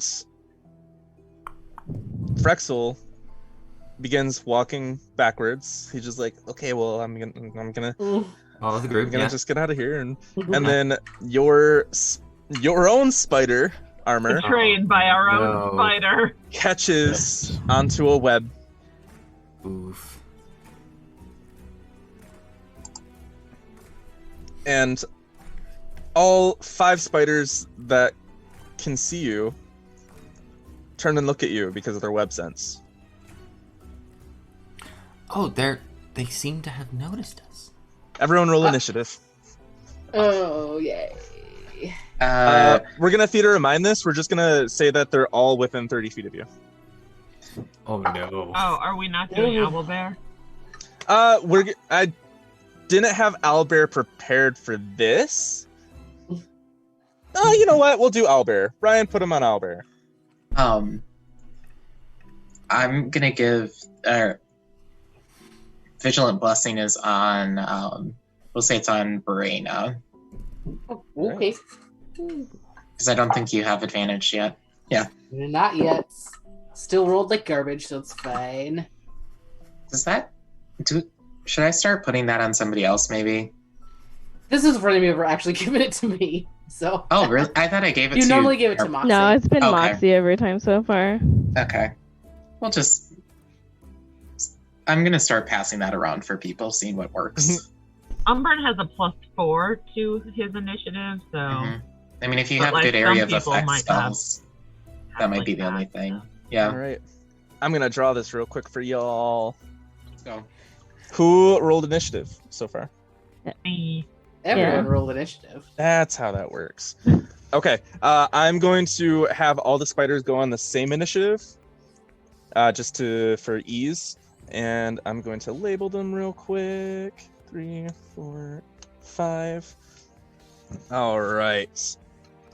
Monsieur spiders. Ooh. All right. Okay. So who got over 20? 22 for Vrexel. Oh. Natural 20 on that initiative. Wonderful. Nice. Okay. 15 through 20. Nobody? Well, All right. And then next up is 10 through 14. 13. 11. I got a 10. Okay. Can Ari? Brayna. Even with advantage, you got an 11? I rolled an 8 and a 4. Oh. And Moxie, what did Moxie get? 6. Your dice are betraying you today. I Yeah, hope I've you're put gonna like roll. 4 in dice jail already, so It's karma for all the 20s you've been Yeah. getting. That It's is all like exactly what I was nothing gonna above say. an 8 tonight. Ba-ba-ba-da. All right. So, Vrexel, you get to go first. all right. So they're all looking at me because I stepped on their. Yes. I hope They you all are- like my map, by the way. Beautiful. They are ice spiders. Ice. All right. I'm gonna try something. I don't know if this is gonna work. Do I see other bits of their spider web like up in the ceiling or elsewhere around us? Yeah, it seems to be almost covering the ceiling. It's pretty thick right above you. It gets a little bit thinner when you move a little bit farther back the way you came. Okay. And it gets much thicker in the direction that you were heading. I'm going to use Magic Missile, but instead of attacking the creatures, I would like to cast the 3 Magic Missiles such that they strike the web in a line sequentially, like boom, boom, boom, to make it think that something is moving in its web over there. All right, so what I'm going to have you do with that is I'm going to have you roll 3 deception checks at advantage. Okay. Because you might actually don't do advantage. I'm sorry. Because No. I'm gonna have you do 3 individual deception checks because each one of those could do something like that. Okay. Okay, the first one is a natural 19 for 20. Oh. The next one's a 6. And the last one's a 4. Ooh, no. All right, so based on that, you get the attention of where did you strike him? I would have done it here or down here. I would have done it more down. Where's the pointer on this dude? Down, back the way we came. All right, so you got the attention of 5 and 4, and you look and they seem to turn their heads to where you struck the ceiling. Because you said you struck the ceiling, right? Yeah, I would have done it up there. Cool. I want them to think that it's close by them, possibly a threat, not anywhere near us. All right, I will essentially just make general intelligence checks, and they have to beat you said 19, right? The first one was a 20 total. Oh, okay. Natural 19 plus 1, but then the other 2 suck, so. That one failed, that one failed. Intelligence. That not a spider's best asset. -4. They couldn't have actually have possibly beaten the 20. I didn't need to roll. Anyway. All right. But they're not Brady boys. That's your action. What would you like to do next? I don't really have a whole lot else. Vrexel will say out loud, are we going forward or backward right now, since this is kind of already, a mess? Which way is forward and which way is backward? Here we go. Okay. Right. Simple but effective. Forward, okay. Vrexel is of a mind to just keep going forward since we've already got their attention, so he's gonna go 1, 2, 3, 4, 5. Not gonna get more than like 10-15 feet away, but he's gonna start moving that way. All right. That means that it is now the spider's turn. So these 2 spiders are actually going to climb onto the ceiling. They were like on the floor or on the wall or something, and they're going to both move to where Vrexel had hit the ceiling with the magic missiles. The other ones were able to you didn't deceive these ones with your magic missiles, and so number 3 is going to move on the wall. I'm gonna make it's up where you can still hit it, but it's on the wall, and it is going to unleash its icy web at Kanari. So Kanari, I'm gonna attempt to hit you. Wonderful. Does a 22 hit? It does indeed. All right, you are restrained by this icy webbing. Okay. As it shoots and hits you. That's my web. That sound effect. You actually are restrained, and you can attempt to break out on your turn as an action. Okay. And then spider number 1 is going to move onto the ground and then shoot a web at Vrexel. That was an 11. So Vrexel, you jump above the webbing as you press a button, and the webbing shoots behind, goes past you and hits the ground behind you. Writing down, I have jump button. This will be useful. And then number 2 is going to make its way down. It's gonna be on the wall. and it'll shoot at Umbrin. And it'll also miss. And so it'll fly past you and hit the ground right there. Too fast. 4 and 5 will also launch their webs, but they'll launch their webs at where Drexel had hit the ceiling. And yes, after the spiders, it is now Umbrin's turn. Alright, so it seems like we're just gonna get out of this combat encounter. Does not seem like something we want to stay for. Which is totally valid. So I'm gonna go around the web, and then I'm gonna move. I can just get to like the base of it. Get about here-ish. With my movement speed. And I'm going to take out my dagger, and I'm going to use a green flame blade and try to get like some fire on this thing, see if it melts. All right. Because it's the only fire move I have. Yeah, no, it actually works really well. The blade lights up with this green flame, and even before your blade hits the web seems to sizzle and snap. And so you seem to begin to cleave through this web, easily cutting a path before you.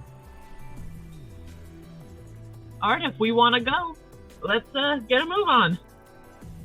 And that is my turn. As you look behind you, you see that Kanari is now entirely enwrapped in a web. Kanari, you doing okay? And now it's Braina's turn. You can Braina talk, it's just restrained. is coming up there for 10 feet of movement, taking her action to unrestrain Kanari. All right. I will allow you to help Kanari and attempt to unrestrain Kanari. It would be your action, and I need a strength/athletics check. That I can do. Braina grabs onto your shoulders and begins to try to yank you out of the webbing. That's 12 on the die for dirty 20. Ooh. Easy peasy lemon squeezy. You pull Kanari out of the webbing, and I'm actually going to pop Kanari right in front of you. I'm just going to continue to hold and hold on to Kanari and run, if that's okay. You're technically, let's say that you're technically grappling, so that is totally okay, but you have to move half your movement speed. So I did 10 feet before, so we got 15 feet, so we'll go there-ish. I like to think that Braina grabs Kanari sideways and just yanks her out and puts her on top of her shoulders, and like fireman runs with her. Yeah. Kanari's all like, "Yep, might as well happen." Okay. Now it's Kanari's turn. Oh, am I before? Mm-hmm. Oh yeah. Okay. Yeah, Moxie got a 6. Oh, Great. sorry, I forgot one thing. Bonus action, rage just in case. Just in case. Cool. Just because we have these things all around us, I'm gonna cast Spirit Guardians. And that'll be up for 10 minutes, as long as I can keep concentration. As a dome of stars and constellations begins swirling around you, your comrades feel unaffected, but it seems to almost cause this almost brightness that the spiders are wary of. And then if she can either get down or she's content just to let Braina carry her. That's going. Oh, do I have a bonus action cantrip? Oh, please tell me I do. No, I don't. Okay, oh well. Free action. You're all doing great. And now it's Moxie's turn. Yeah, so Moxie is just running. Moxie doesn't want to admit it, but this is her one fear. Moxie's like, okay, goodbye. I think I can get. Hang on, I think it was here. I'm trying to map it out so I don't get in the spider webs. Mm-hmm. But I think I can get up to here. And then she'd kind of be like, everybody good? And then as her action, just dash. Wonderful. So she'd move another 40. All And- right, bye, friend. Off the Goodbye, battle. everyone. Don't get eaten. I like to imagine, like, because Brain is raging, right? So all of her, like, ancestors are around too. So, like, Yeah, Kanari's they're just talking to, like, great-grandma, just like, hey, how you doing? Moxie Some just of them- runs past and is like, "You're okay, bye." Bye. Some of the ancestors are like staring and marveling at the stars that are now swirling around you and the constellations. 'Cause there I are love the constellations, right? idea of Brenna's living family wanting her to marry Rexel, but Brenna's spirit guardian family wanting her to marry Kanari. I think that's super cute. Like, I- what about that nice The love cleric triangle girl you nobody run in the with all triangle is time? They- like trying for. They start giving you some like accepting nods, you know? They give Brayna Yeah. some like, we can see that. Well, let's see. I'm seeing who might be here. Like maybe Halig and Lorna Ironheart. Mhm. Yeah, there we go. You must become your own spiritual weapon. Use Kanari as an improvised as an Yes. improvised weapon. Okay, now we're back to the top of the order with Frexel. You said that the spiders were wary of light? Is Yeah, did I yeah, hear that they're correctly? used to the darkness of these tunnels, and so light is something that may shock them a little bit more. Oh, well then, I will Oh. give it a whirl. I'm the farthest down. I will actually move. Oh wait, well it's a cone, not a. Let's see. I'm going to move. No, actually, I'll stay where I am. And just do the cone southward generally. And use the gem of brightness using the flare command and just do a 30-foot cone southward on the map to try and keep everything behind us to stay behind us. You did a circle, not a cone. Oh, I didn't do that. That's Kanari's spirit guardians. Oh, Um, I was so confused. It popped up at, yeah. Do a Yeah.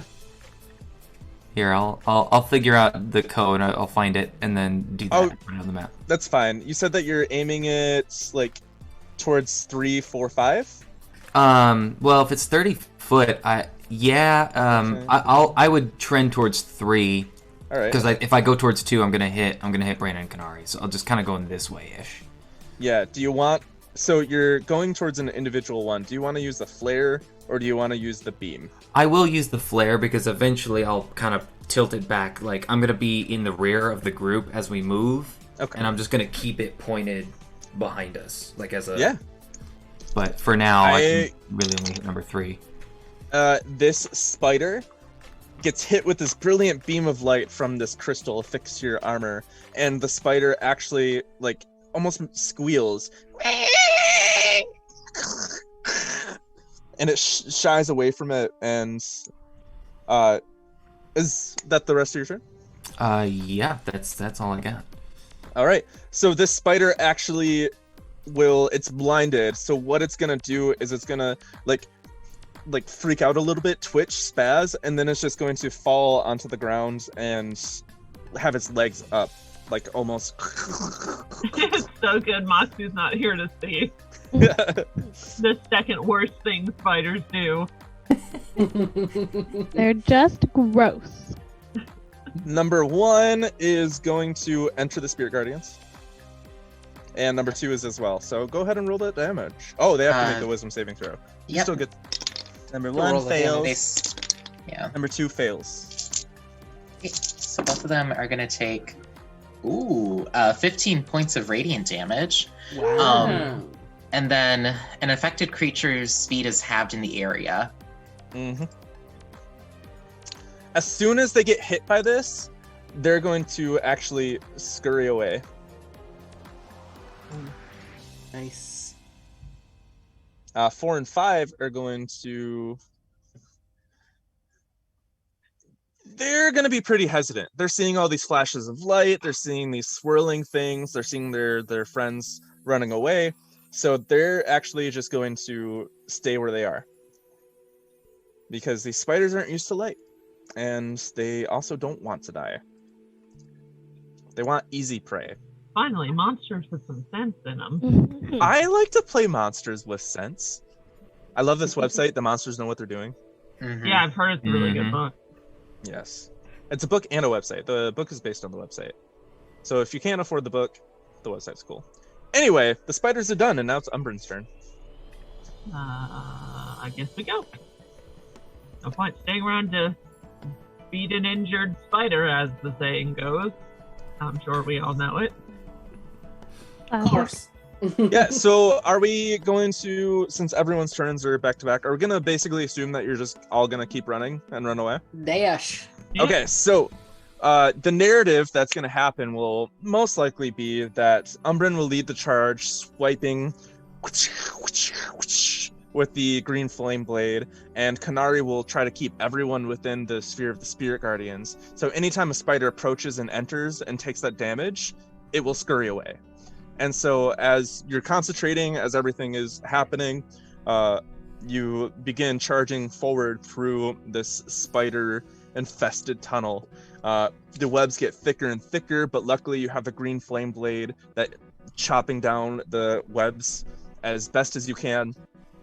And you, as you're running through, since Kanari is the one that's most actively not engaged, I can also assume that Vrexel will probably use the shine, which does release bright light, but it doesn't take any charges, so might be more conservative with it. Keeping the spiders away, scaring them with the light. Kanari will be able to be the one most likely to perceive things, and Moxie. So Kanari and Moxie, I will have you two roll perception checks. I talked a lot in that without breathing. Finally. Is Kanari still like, is Brayna still holding Kanari at this point? Kanari would eventually get down, but she'd appreciate like the first couple of like moments just like oh, this is workouts are making, they're paying off. But then eventually Umbrin secretly probably is thinking like, maybe that gem was more useful than I thought it was. No, not at all. There's no use as a gem. It means nothing. He was really excited because he has his own magic glowing crystal inside him. But then it's like, it makes light. Like, that's stupid. That's the opposite of my crystal. I can't shove that also into my chest and use it as another power source. All right, No. What did we get for perception checks? The dirty 20. an 11. All right, so Starry Kanari doesn't eyes. see shit, but Moxie, as you're running through, two things catch your eye. One, you see something caught in the webs. Something that glistens in the light that's being shown. And do you want to run to that? The other thing you see is a crack in the wall that doesn't seem to be big enough for any of these spiders to go through, but big enough for each of you to go through. That you don't know how long the spider tunnel is going to go, but you surely know that if you go to this crack, the spiders probably are most likely not in there because they're too big. So I think what Moxie would do would, kind of get Umbrin's attention and maybe go shiny thing and like point it out to someone else and immediately head for that crack and get inside. Oh yeah, Umbrin's going for the shiny thing. And The kind of first pop gem her was head a out. failure. To see like if they need help, but mostly she's inside being like, come this way. and her face is kind of popping out. And like her all of her like scarring on her face is kind of glowing a little bit. Did you know you're glowing there, Moxie? Flame I don't bladed, glow. cut down. Oh, thank you. I know I'm glowing. He's gonna cut down the web with the shiny thing in it, pick it up, and dash after Moxie. No time for compliments. The shiny thing appears to be a dagger. More knives, more knives, more knives.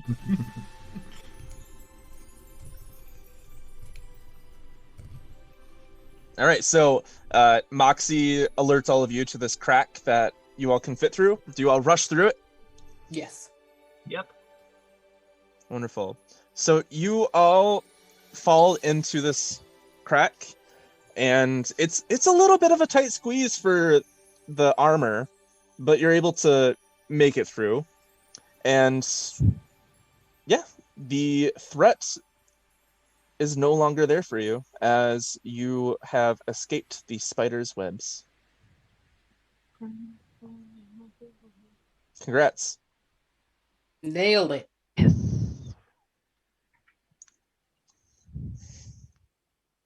I bet some of them, like, did any of them, after they went in the Spiritual Guardians the first time, did any of them ever come back?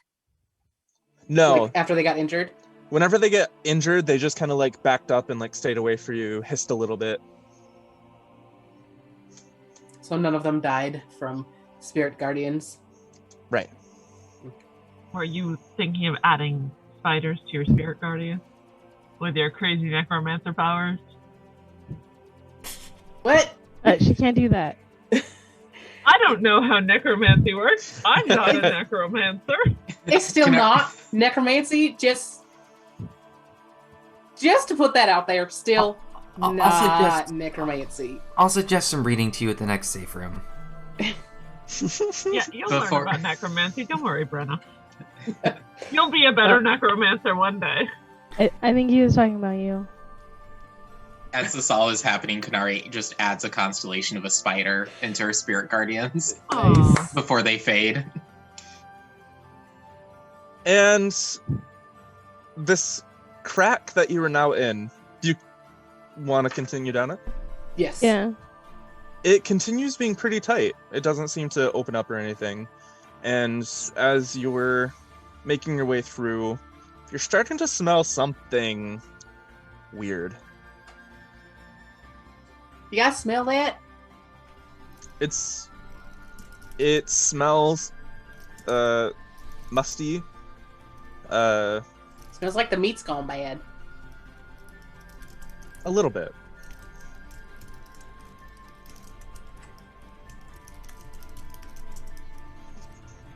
Is that a no? I mean, it's not worse than the spiders, so I'm entranced by this new dagger I found. The new dagger seems to be silvery, with some runes along its blade. The hilt's a really nice hilt, and the guard, you know, the thing that stops weapons from sliding all the way down to your arm. Yes, you got it the first time. Seems as though it resembles ice picks. Ooh, ice pick knife.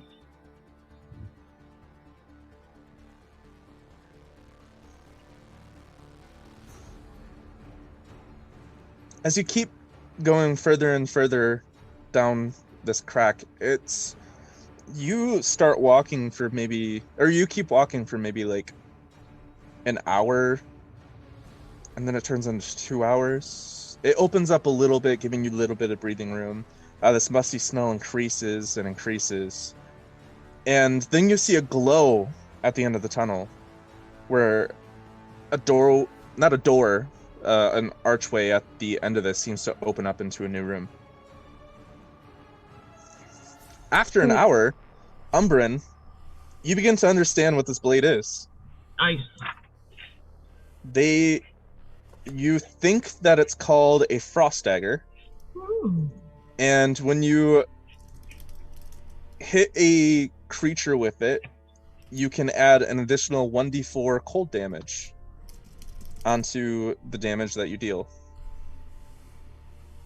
Is it magic? Yes.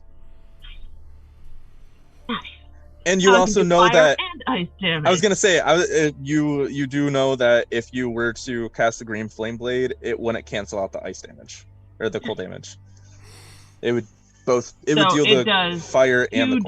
2d4, one Essentially. ice, one slashing. Nice. Yep, piercing. Daggers do piercing. Yeah. If I use Shadow Blade, it would take over the ice damage, though. Yes. Yes, okay. Because then it's the Shadow Blade, and Yeah, it's the Shadow Blade. But you can always use it in your offhand for the 2-weapon fighting. I think you just like made Yuri's night. That was a beautiful face. I forgot about dual wielding. You don't get to add your dexterity to the damage, but it's still there.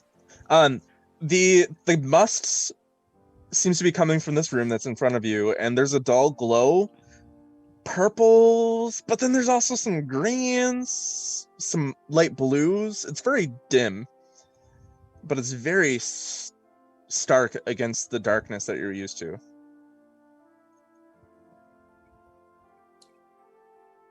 Did someone leave one of them disco balls here? Maybe buried it? Disco ball. It's very stimulating. That's what the man at the bar told me. Turn it off. Put back in. Yeah, we keep going. We're not going to turn around and go back. You never There's know. nothing like really about this room though, other than the smell. You're not in the room yet. Oh, okay. You know that there's the smell and there's the glow. Oh, yeah. I guess we're gonna just keep going forward. Into the room. As you get to the end of this tunnel and look into the room, the glow seems to be coming from giant mushrooms that seem to be growing out of the floor of the cave.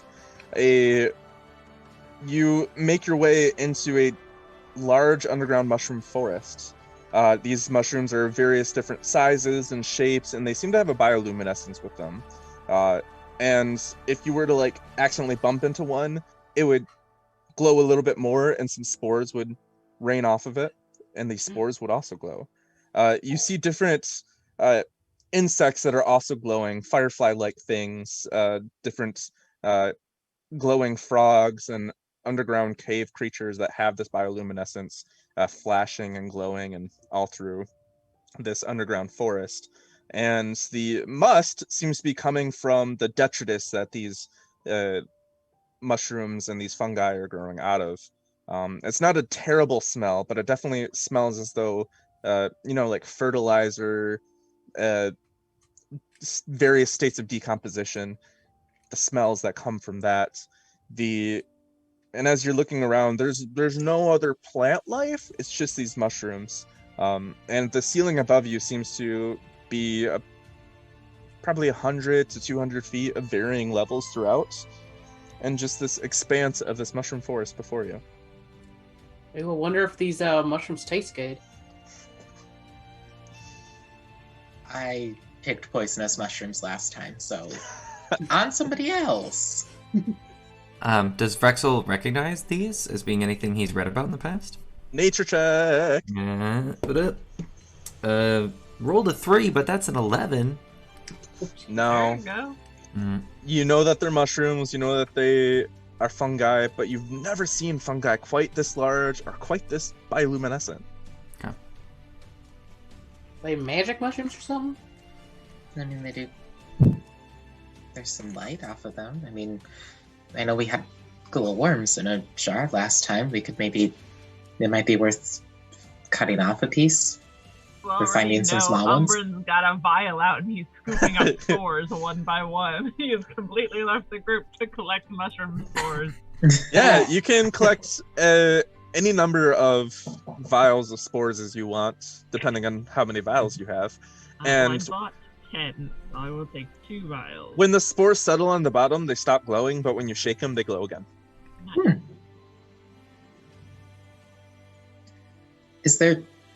Do we get any sense of like direction in the forest, or are there like certain species that kind of grow together? Is there any like like moss grows on the north side of a tree, like sort of like weird nonsense that Kanari could piece together to find a way through? It seems as though there's varying levels to these mushrooms. There's clusters of similar mushroom shapes and colors. Vrexel, even with an 11, you know that mushrooms generally have multiple stems, multiple heads from a single fungal organism. And so you might even look around and see these superorganisms stretching for a big stretch throughout these forests of the same kind of mushroom. Do we want to maybe... Are they big enough to climb? Maybe Yeah. getting a bird's eye view might be... Or not a bird's eye, but at least something taller might help. None of them are taller than 30 feet, but they range between 30 feet and little tiny guys just growing, just starting out. But there's medium size, there's some that are as tall as Braina, as tall as Moxie, even taller. And you know that you could probably climb them simply by finding a certain collection of mushrooms where you hop on one, then you hop on another, then you hop on another, and gradually ascend that way. Mushroom steps. Yeah, I think... Isn't this fun, guys? Umbrid would I like prefer to fun catch gales. a frog. What? Umbrid wants to catch a frog, please. All right, give me an animal handling check. I'm gonna find a frog and I'm gonna ask it if it wants to be my friend and try to pick it up. It does seem like we could maybe use these mushrooms as stairs, is what I'm hearing. What did you roll? Natural 20. Oh, you Yay. easily grab this frog, and when you grab this frog and you look at it and you say, "Will you be my friend?" The frog goes, "Ribbit." I'm terrible at frog noises. Guys, I caught a frog! I love him! And it kind of just like, as you turn the frog to show everyone, its legs just kind of like flop. It's not resisting. It has no idea what's happening. Jerome! I didn't realize frogs are so docile. When it croaks, it lights up a little bit with a dull purple glow. He's purple! This is like the first time we're all seeing emotion out of Umbrin, and we're just like...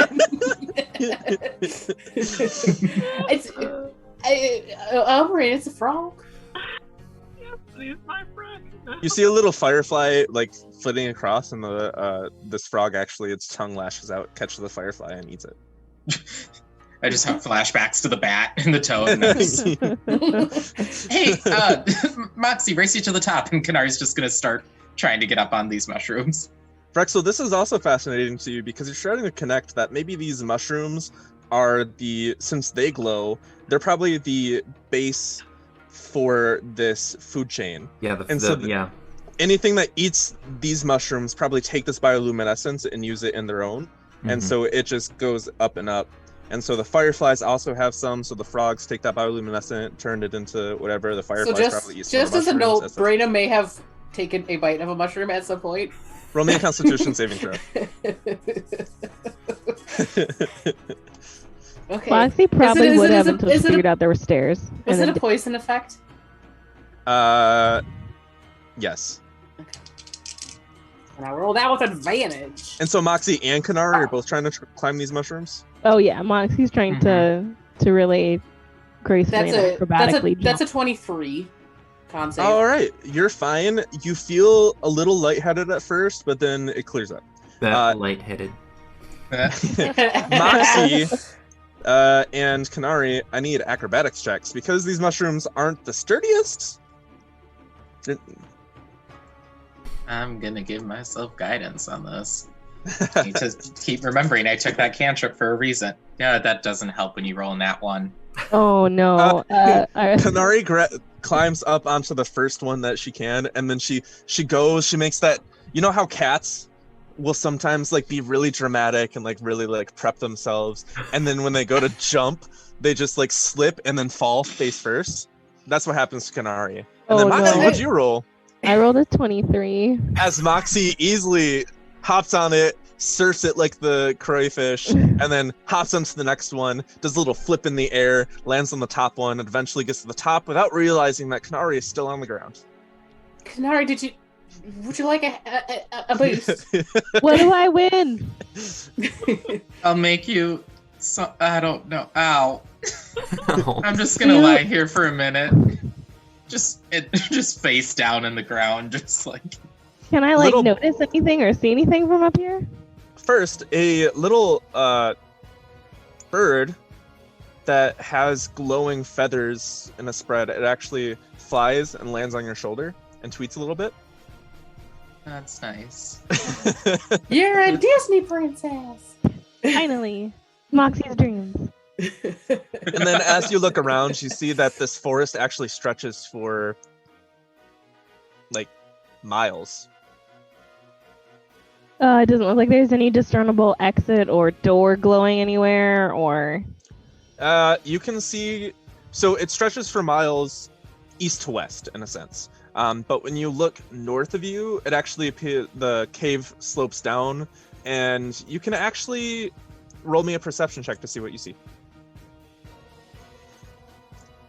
While Moxie does that, I'm gonna walk over to Kanari and put Jerome down, like, next to her. 17. And introduce Kanari to Jerome. You see a pretty large opening in that far wall. Okay. Anything else? You see movement. Not just from small creatures and small animals. You do see a badger. There's a few badgers around here. But you see movement of what looks like... Are they people? You're not sure. Okay. They seem to be slowly getting closer to all of you. Okay. So Moxie will definitely hop down and then, be like, so there was a really cool bird up there and it landed on my shoulder. It was so cute. I wish you guys could have seen. It flew off when you were climbing down, by the way. Yeah. Also, if we kind of head north, it looks like there may be an exit, or the cave at least slopes east and west is like forever.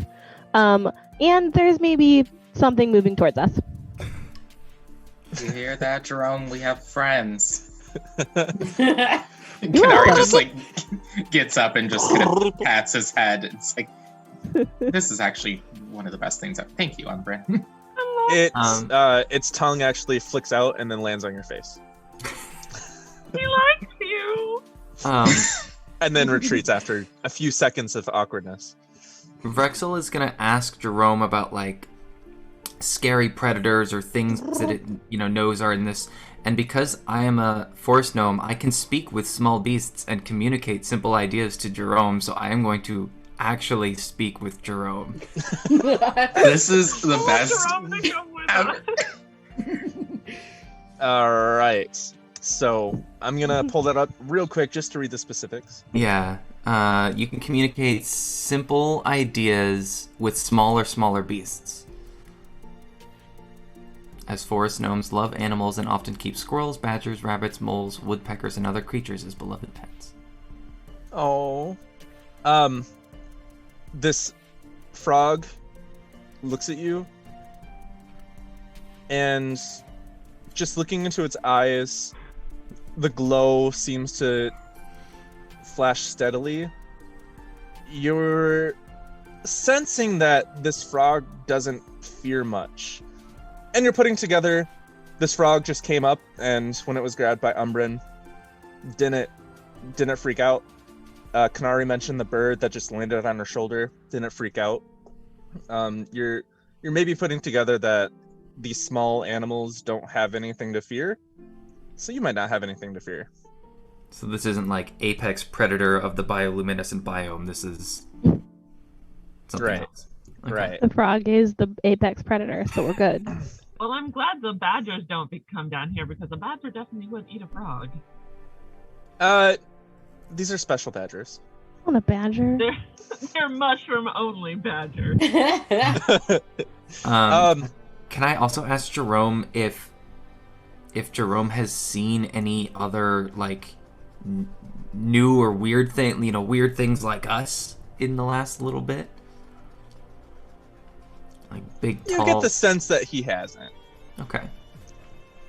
But he says you look really strange. Right? I mean, like, you think that he's like looking at you odd, like very curious. Like you look very strange to him. Okay. And everyone is watching as Rexel is communicating with this frog. This is the greatest thing that has ever happened to me in my entire life. Except for you, Moxie. You're great. I value our friendship. This is like a second. That's still number one. This is... Yeah. They better be. 2 questions. If he has a name, because Jerome might not be his name. He might have a real frog name. And 2, does he want to come with us? I wouldn't take Jerome from his home if he didn't want to leave, but... Start making random frog sounds.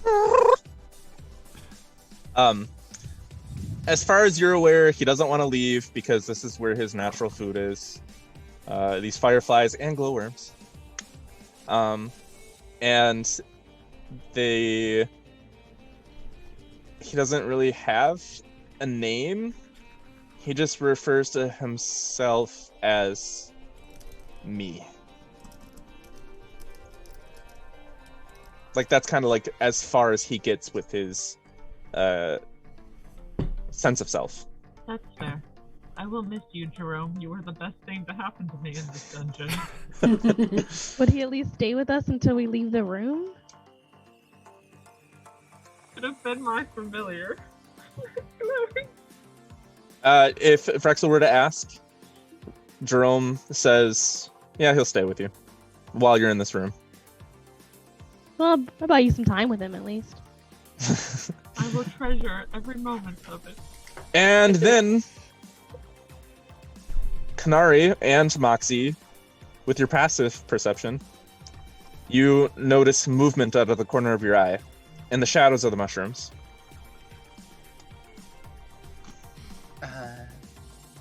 Moxie, did you see that? Yeah, I did say there was something moving towards us. It's here. But yes. It looks almost humanoid.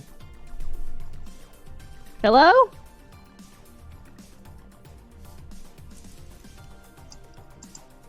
Who are you talking to, Moxie? There's definitely something over there.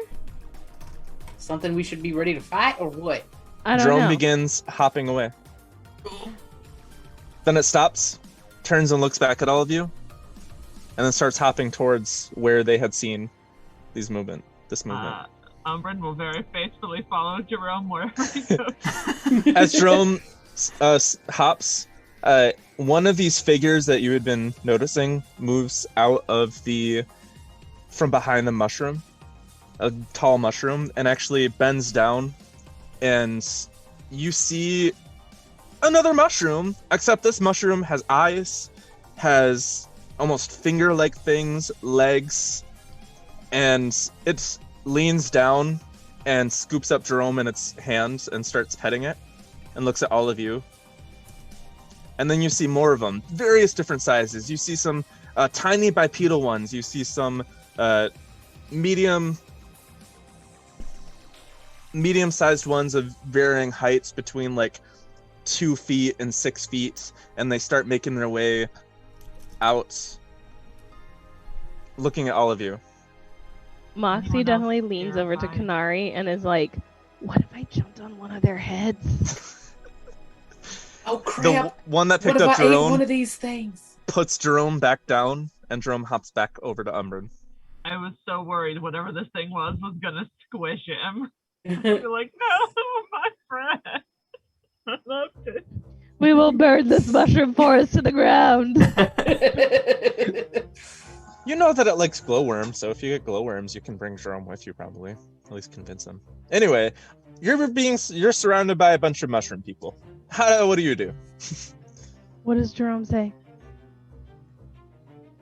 What did What Jerome does Jerome say? Jerome says that they're nice. I think they're friendly. We could talk with them. Hello? They all silently stare at you. They tilt their heads. Hello, but in Elvish? They keep tilting their heads. Hello, but in Celestial? And then one large one, almost the size of the spiders that you were fighting, like almost in the same like girth, but he's tall, standing well taller than all of you, but like wide, thick, large mushroom head, fungal, almost funguses poking out of its body, steps forward and has a cane. And he walks forward.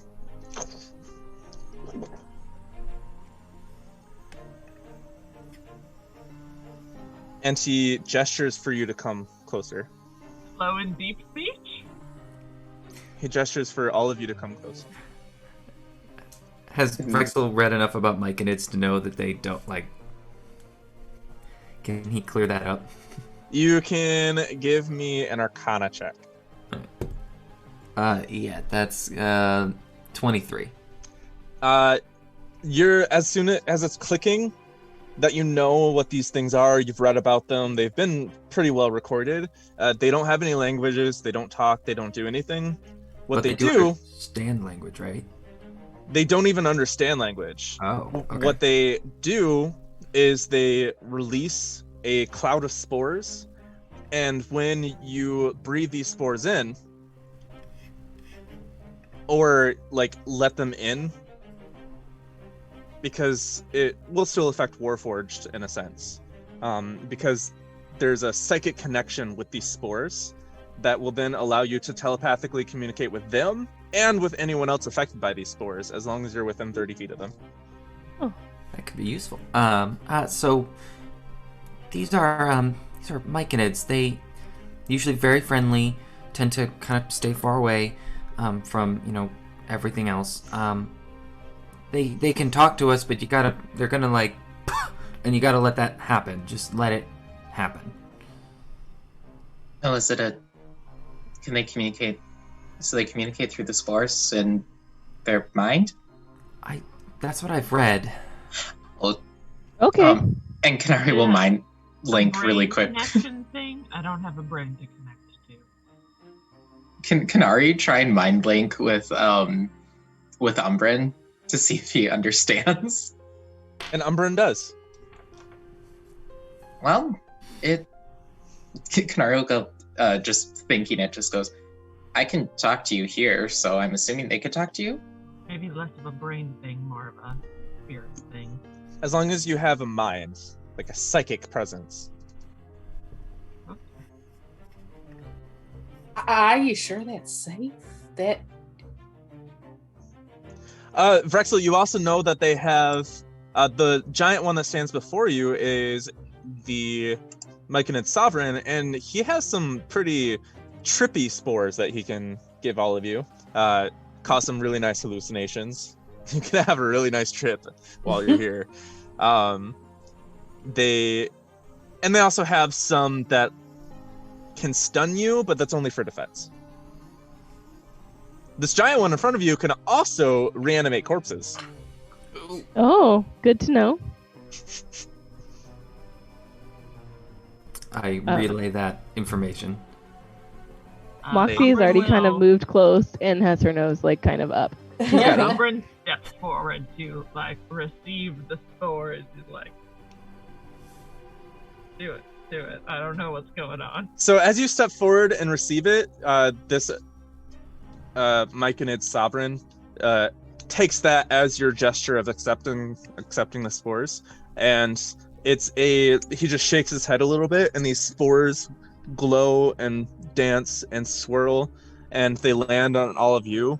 And when they land, you feel a jolt like in your mind that you now are hearing all these voices. You're hearing a myriad of these voices saying, I wonder what they are. I believe that they are creatures from above. Oh, surface dwellers. Oh. I wonder if they're nice. Oh, I hope that they like our appearances. I hope that we're not putting them off. Maybe we can... just a conversation being had with... It's not a hive mind. They're just having these thoughts and sending them with each other. And then you hear the voice of this Myconid Sovereign. Welcome, surface dwellers. No, I don't like that voice. Welcome, surface dwellers. That's better. We all like that. Our home. You can. Are you well? Do you need any help?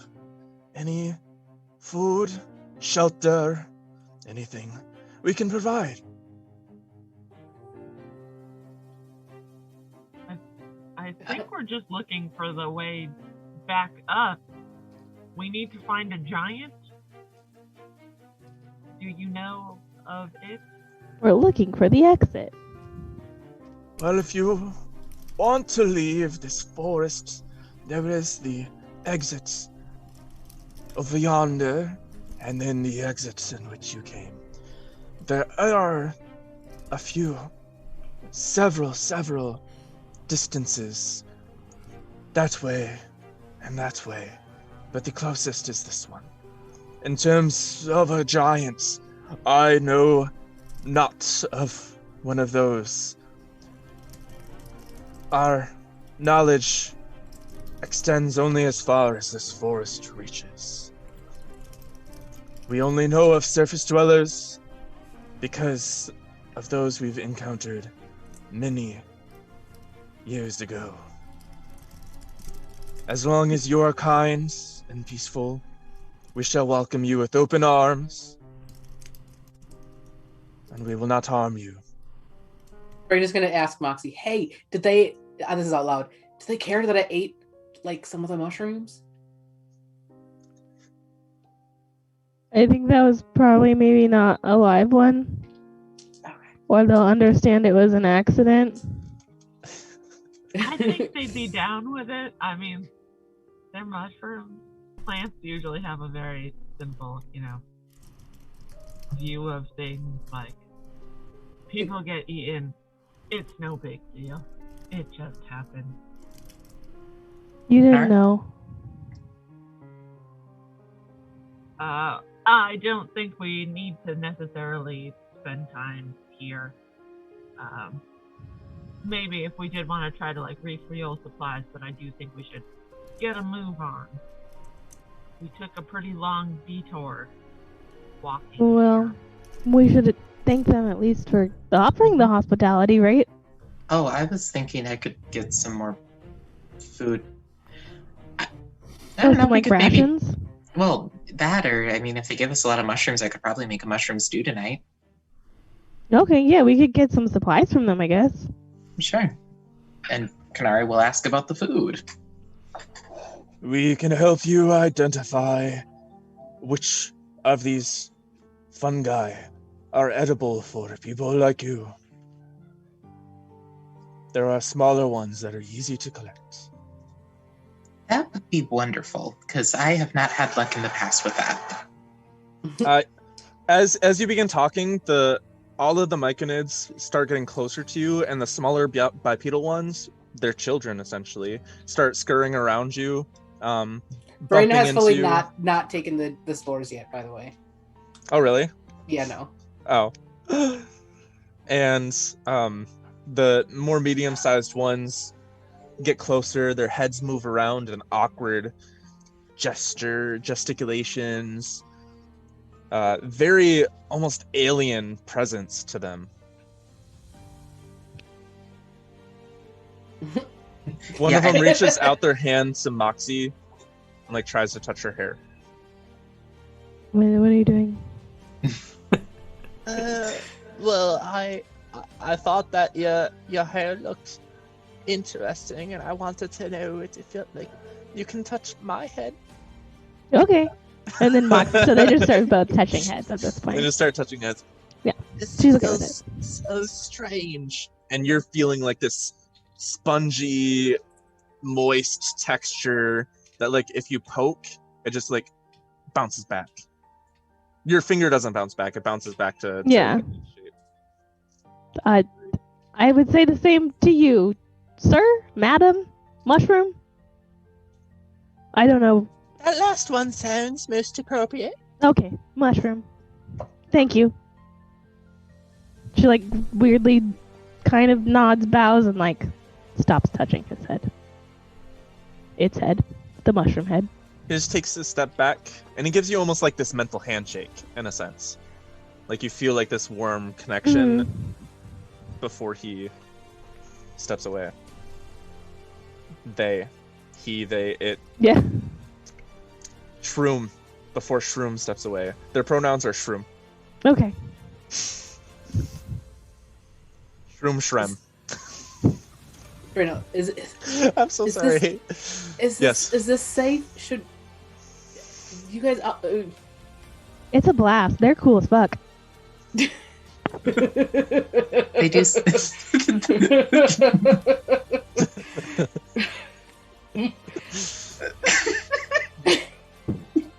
Oh no! Oh no! Max is having a good time. Ooh, okay. Standing right next to the sovereign, just huffing whatever it's putting out. If you want, you can spend the night here and consume my hallucinogen spores. The last people we've met years ago very much enjoyed those. Oh, guys, could we do Night, that? isn't it like 5:30 in the afternoon? Yeah, it's around then. Just You had to run away Seems from like a worthy spiders. stop. You got really wet, had to fight a kill a stone lady. Those gross Ivy. spiders. Please? This might be a nice place that would give us a break from the hut.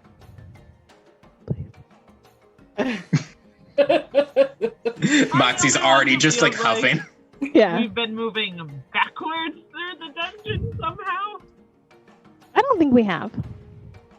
I would like to remind everyone, we are on a bit of a time limit. We have met other teams who have gotten to our point in the dungeon, and we know they have not taken this expedition so far off the beaten path. I can Look. promise you that this is a very safe area, and you will not have to worry about dangers here. If you want a night of peace. Yes, you've made that clear several times now. I've figured that much. I think it's worth it. After the spiders, I mean, we'll probably find the giant soon. I don't know that. It might be another 2-hour walk back to anywhere recognizable. Well, we're going to go through the door on the other side, right? We're going to go through the exit to keep moving forward. We could just camp next to there. We could spend the rest of our day walking over there and set up camp there, and then we're ready to go in the morning. Yeah. I do not need to rest. You guys need to rest. I will always defer to your bodily flesh needs. So the decision is up to me, but I would like to press on. Well, then we could just continue towards the exit with our good friends here, and then we'll spend the night hanging out and being in a place where we don't have to worry so much. And we'll get an early start in the morning. And you said it was a couple miles to the where it starts to dip down? Like, how far was it? The exit seems to be probably a couple miles, yeah. Okay. The east and west stretches out maybe like 5+ miles, but then to the exit it's about 2. So we can just see how long it takes to get over there and reassess. Okay. Yeah, let's go. Man, Brandon still has not done any of this 4 stuff. Just no, that's not going to happen. Let's go that way. We shall accompany you to the exit. If you don't mind. My people are fascinated and are studying you, I have so many observing you. questions. And it's Raina's is- doing a really poor job of being kind of grossed up. Just FYI. quite. They are quite fascinated by different peoples. They do not get to see many people from the surface. I hope you do not mind the company. I welcome it. Not at all. Frexel's gonna start lowering the spider legs a little so that all the tinier ones can like climb up on his legs everywhere. Travel with. At a relaxed pace, it should take you about an hour to get to the exit. Okay. From what you can guess. While we're walking, Moxie's gonna be like, I don't know if this is rude, but would I be able to take some of the like fun spores like in a bottle for later if they don't let us stop? I can make that happen. Yes, I can give you some. I can weave you something. All that we ask is that you defecate here near a fungal spore when you I guess I could need also it. do that. Meanwhile, Kanari's just like foraging mushrooms. She hears this and looks over and just. I have water for you to wash it. Yeah, I can. Because that's what feeds mushrooms. Umbran is interested in if these guys know they're in the dungeon here. Yeah, do you want to ask the big guy or just the normal peeps? Yeah, as we're walking, Umbran wants to be all like, what's it like living in a floating dungeon that moves to new towns every year or so? That must be weird. But in a casual way. I don't know what you mean. We are underground. I know, but like, there's other things around. Like I met a hag, like the sheen. What's it? I find it odd that you wouldn't know any of this. I feel like I'm just. We don't know much beyond the forests. I would love to find someone who did know one day. It fascinates me. None of us.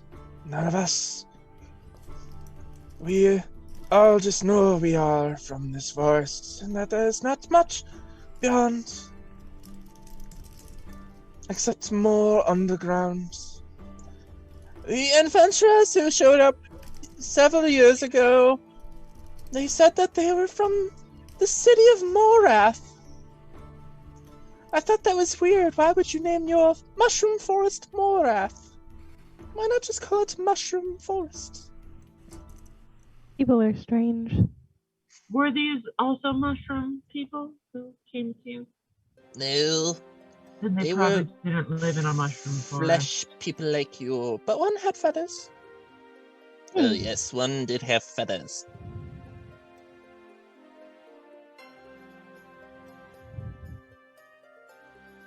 Well, that's cool. So what do you do for fun? We sit and we gyrate. Yeah. As you walk past, you see a few in the forest. They're just like sitting, like holding their knees, just going. Moxie definitely covers her mouth and is trying to think of anything but laughing at this point. I do want to ask if they have a way. Like, I don't want to push Jerome into anything. He said he wanted to stay, but if the mushroom maybe told them how cool we were, and that like he wanted to hang out with us. Umbran wishes to respect Jerome, but he would love to have him in the party forever as a familiar. Well, like I said, Frexel did mention that it will eat glowworms, so as long as you provide Jerome with food and sustenance and whatnot, you should be good. Take care of it. Take it out in the mornings. I've never owned a living thing before. I don't know what I mean. Does he breathe? Yes. I could fill 2 full. Yeah, as we walk, I'm gonna pick up every single glowworm I see and put it into one of my 2 beakers. Okay, you're able to find a decent amount. They're all like. They seem to be the maggot form, the larval form of these firefly-like insects flying around. Kanari, as you're walking, the Sovereign is probably near you, and he mind speaks to you.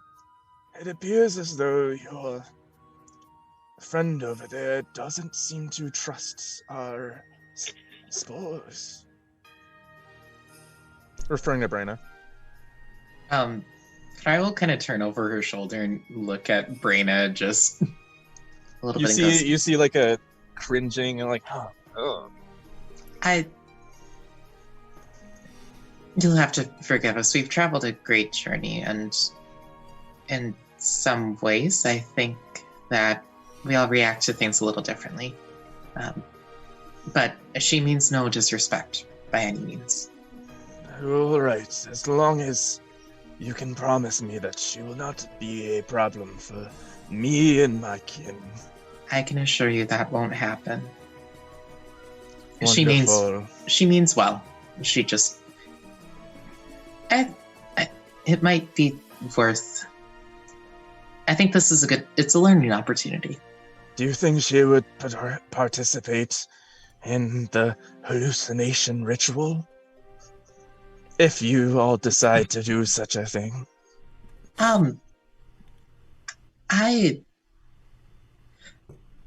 Again, no disrespect meant. I know for sure one of our members of Moxie would be very interested in participating for that, and could maybe be our emissary. Wonderful. Wonderful. I do hope that you partake as well. I can sense psychic capabilities from you through this connection, and I believe it would be a rousing experience for you. I do think that would be a wonderful chance to learn something a little bit more about myself, but I just might... I'm being cautious with the whole psychic thing. I think some powers are heightened here. Yes. I'm a little just apprehensive about that side. I have sensed a darkness from deeper within the land. From within your mushroom forest? From below. Do your roots extend down? The mushrooms go as far as the mushrooms go.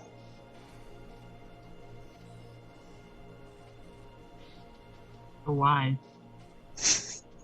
Does Kanari think that, like, when we were in that forest where Umbren met the hag, those tubers kind of down below, were those like the root, like the mushroom roots or something like that?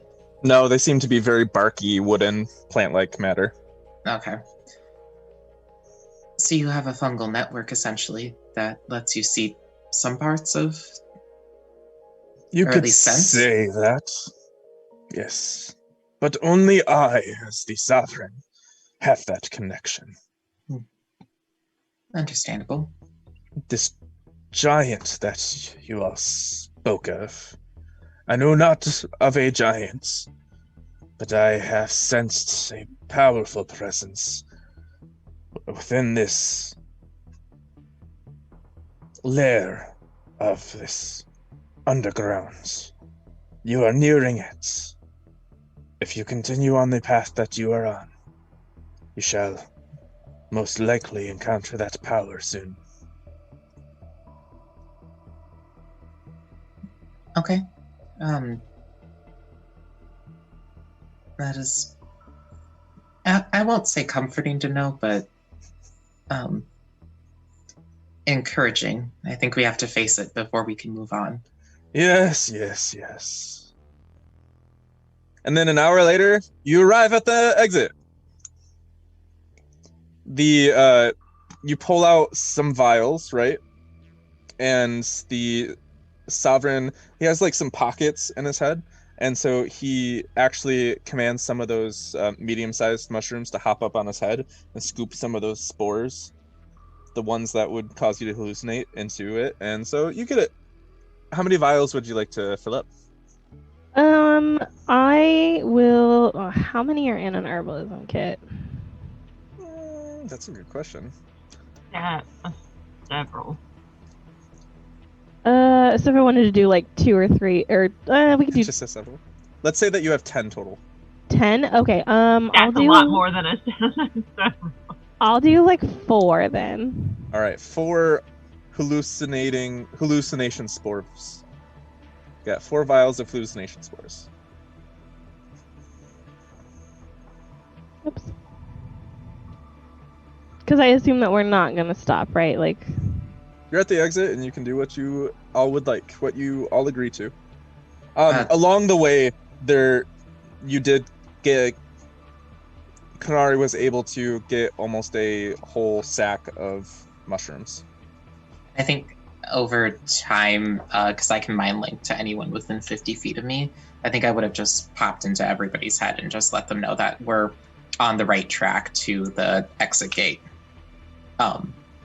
And I think as they near the exit, I think Kanari would give another, she'd quick braid a portion of that tall grass and hand it to the sovereign. Just in it's a little bracelet.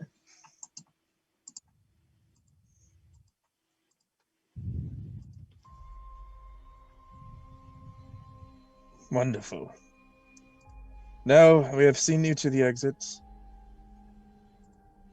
It is your choice whether to stay or to go. We will not feel ill will if you choose to leave.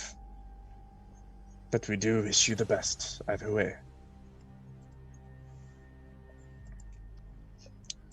I mean, I say, are all surface dwellers as kind as you and the group before us?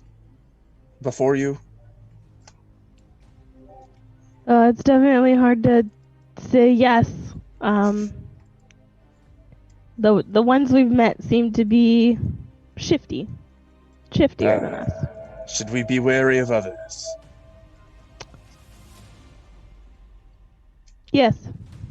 I see. We will take that into consideration. Thank you. I don't think you're going to be getting any visitors anytime soon. Well, we don't know if anyone will come this way or not, so it's better to sort of be, I think, a little prepared.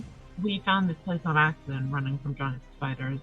It Yeah, does but seem first. a standard part of the Dungeon Sphere experience. I don't think any of the other contestants are going to come down this way. I think most of them have made it to the giant by now.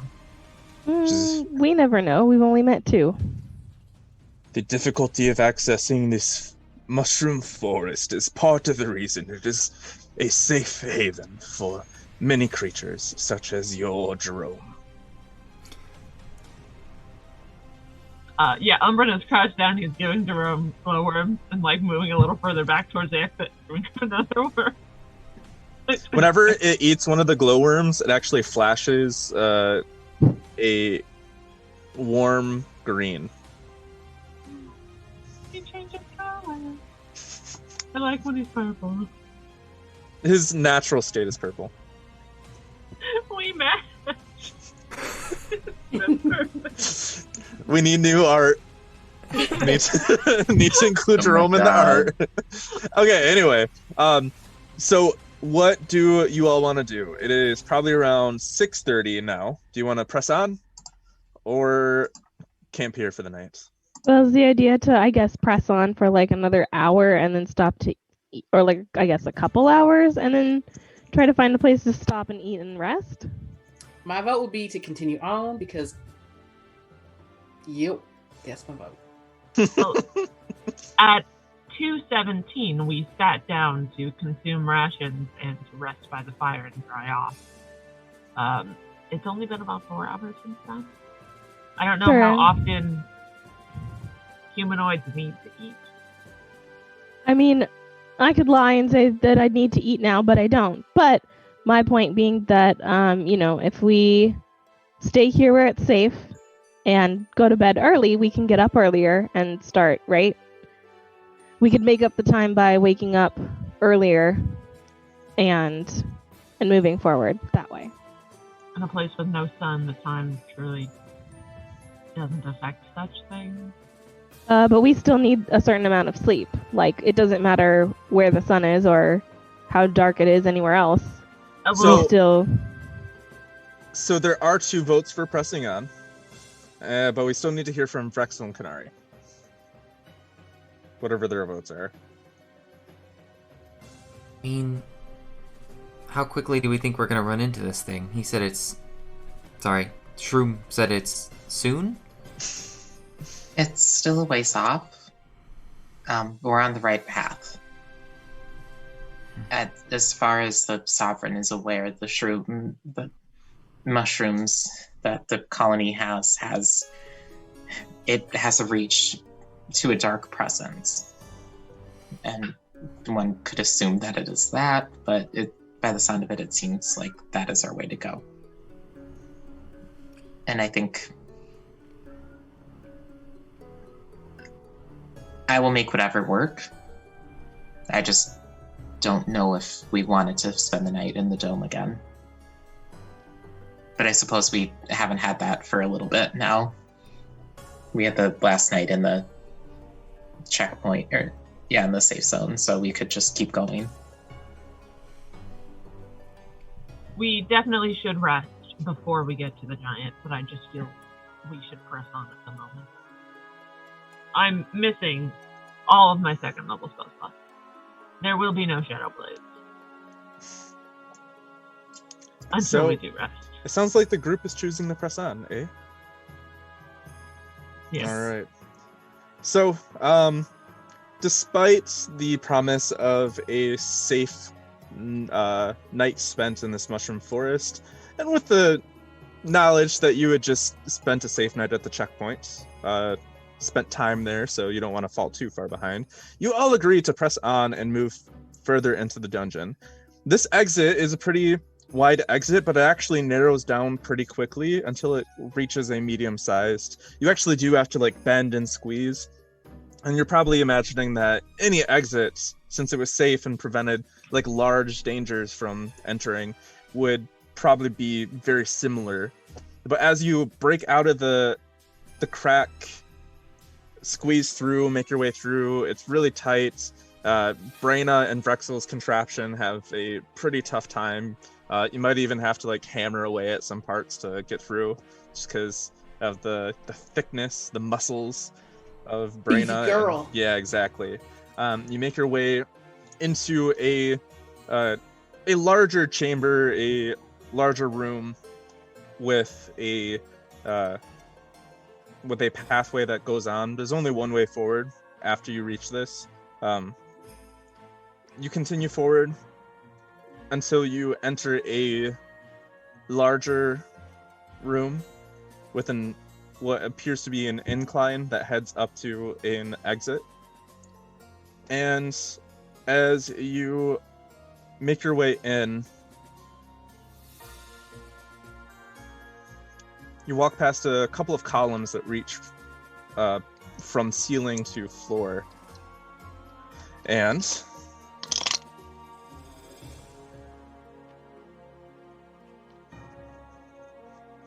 you hear a sharp squeal of pain come from Kanari. Oh, come on. Again? Every time. Leave her alone, man. You're right. Kanari did just get stabbed by a bee. A sharp stab of pain come from Moxie.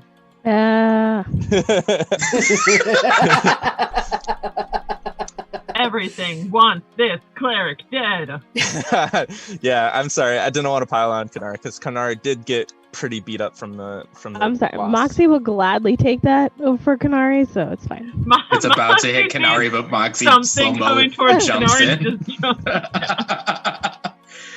What you see in front of you is a smallish figure with a cloak and a rapier in one hand, having been shoved from the front of Kanari's form all the way through the back, having been run through by this rapier. Wait, Moxie? Moxie, yeah. Okay. And I gotta roll damage.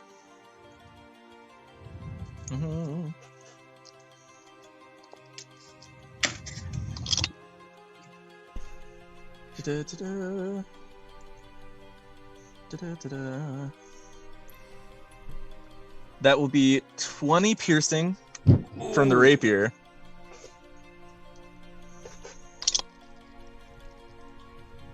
And a sneak attack. yeah, 22 from the sneak attack.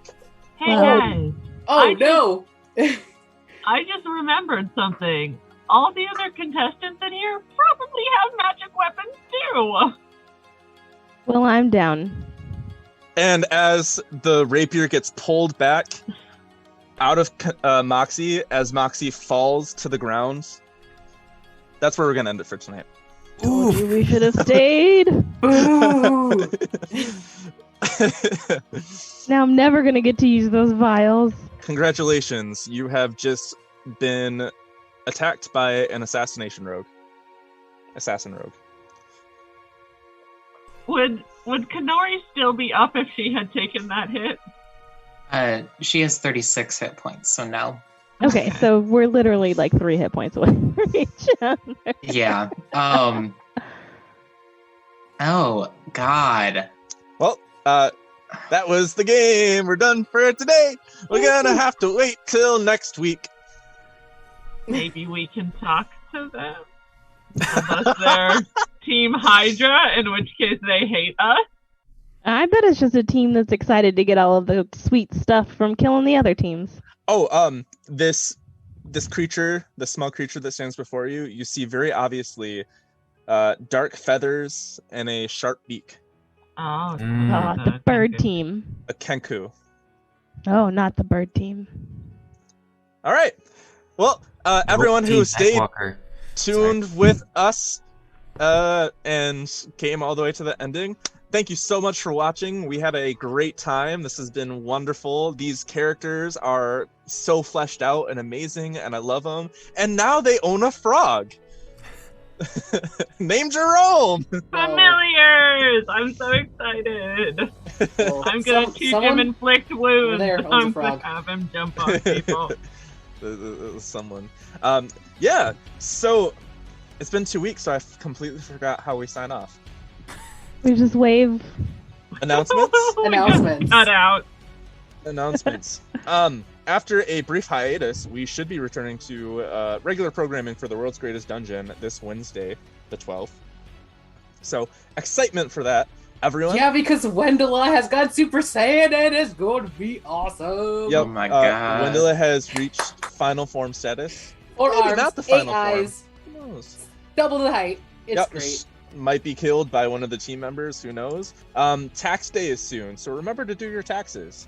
Another announcement, right before this there was a little bit more paint show where our wonderful cast member Hannah paints miniature figurines that people use in tabletop roleplay. Super cool and super relaxing and chill. You just maybe bring some tea and just vibe, enjoy some time, and also maybe learn a thing or two as this painting is being done by a pro.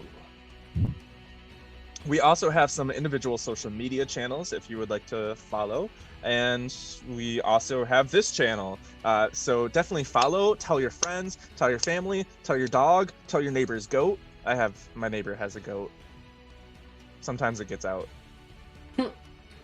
And not only that, but our wonderful cast member Melissa, aka Brana, has her own Twitch channel that she streams. Twitch.tv/Brana. Very difficult to remember. So super easy with this character. Yes. And how has Pokemon Snap been? It's so good. I have finished the storyline, and now I am working on getting as many points as humanly possible. I may have gotten into the top 100 for one of the courses, so that was pretty exciting. Ooh, nice. It's very, very wholesome, very pure. It's just amazing. I took so many pictures of Raichu. It's the best. Oh, by the way, this assassin was invisible, so it's not like it jumped out from behind something. You literally got stabbed as it became visible. Rude. I just love it, like the salt in the wound of just like All these others. Yeah. Of all the things that haven't happened, how was I supposed to know there was going to be an assassin? So much stuff hasn't The happened. mushroom forest. I guess Raina's just mad he didn't go for her because she would have been fine. Yeah. I did roll 42, stealth. who cares? I did roll stealth and beat your passive perception, so that's important. Yes. Man, I always have access to see invisible. And now, next episode, we'll be opening up with rolling initiative. I'm going to consider that having been the surprise round, and then we'll just jump right into it. And you'll get to face your first team. So I hope everyone who's watching is super excited about you. Well, I mean, not that you're dying. An individual team member probably wouldn't strike out on their own like that. Well, so. I didn't know if it was just a rando creature here for reasons. Oh, so you do recognize this creature as the Kenku from Team Nightwalker. But here's the thing to keep in mind: if we're low on, abilities and things, that team also might be low on stuff. Yeah, Dev, they might be low on stuff. They might not be a full strength team right now. Well, who casts invisibility? Like other sort of prep probably happened, etc., etc. They probably did. I can cast invisibility on myself for free. So. Yeah, and you can cast it on 2 people too. If I had the sorcerer points to do it and the spell pots to do it. Yeah. So, anyways, free, Dev. Anyway, any other announcements? Next week. Other cool things happening? Meg, what's going on in your life? Any? Do you have like an Etsy store or anything? Like, no, Jacob does music. I just hang out. If anyone wants to check out Jacob's music channel, you can do that. Should definitely keep track on the Scryervision Twitter channel we have a couple new shows coming in the next month or so. Are we playing? Keep an eye out Are for we playing those. that new game tomorrow? That new thing? No, that's next. Yeah. Oh yes, the Monday. one there's a one shot on the 17th with our good friend Dempsey running it. Yep. Who plays Wenry on Wednesdays. And after the fall is gonna start. We just got the casting done for that. So Ryan has like an entire new cast of people that he's gonna play after the fall with, which is used the Cypher system, and it's based on a Minnesotan town after an apocalyptic magical explosion that turned everyone into magical creatures, and they still go to high school apparently. That sounds dope as What hell. else would you do? I know, exactly. Just status quo, except with magic and horns, tails, wings. Super dope. I'm super excited for that. I will definitely be tuning in and probably spamming the chat with nonsense. So keep your Fridays open in like a month. Start keeping your Fridays open. Hell's yeah. All right. I think that's it. So we're going to sign off. Have a great week, everybody. And don't forget to do your taxes. Make sure to register to vote and drink Stop water. talking, Dev. That water thing was important. It is important. Stay hydrated, you fool.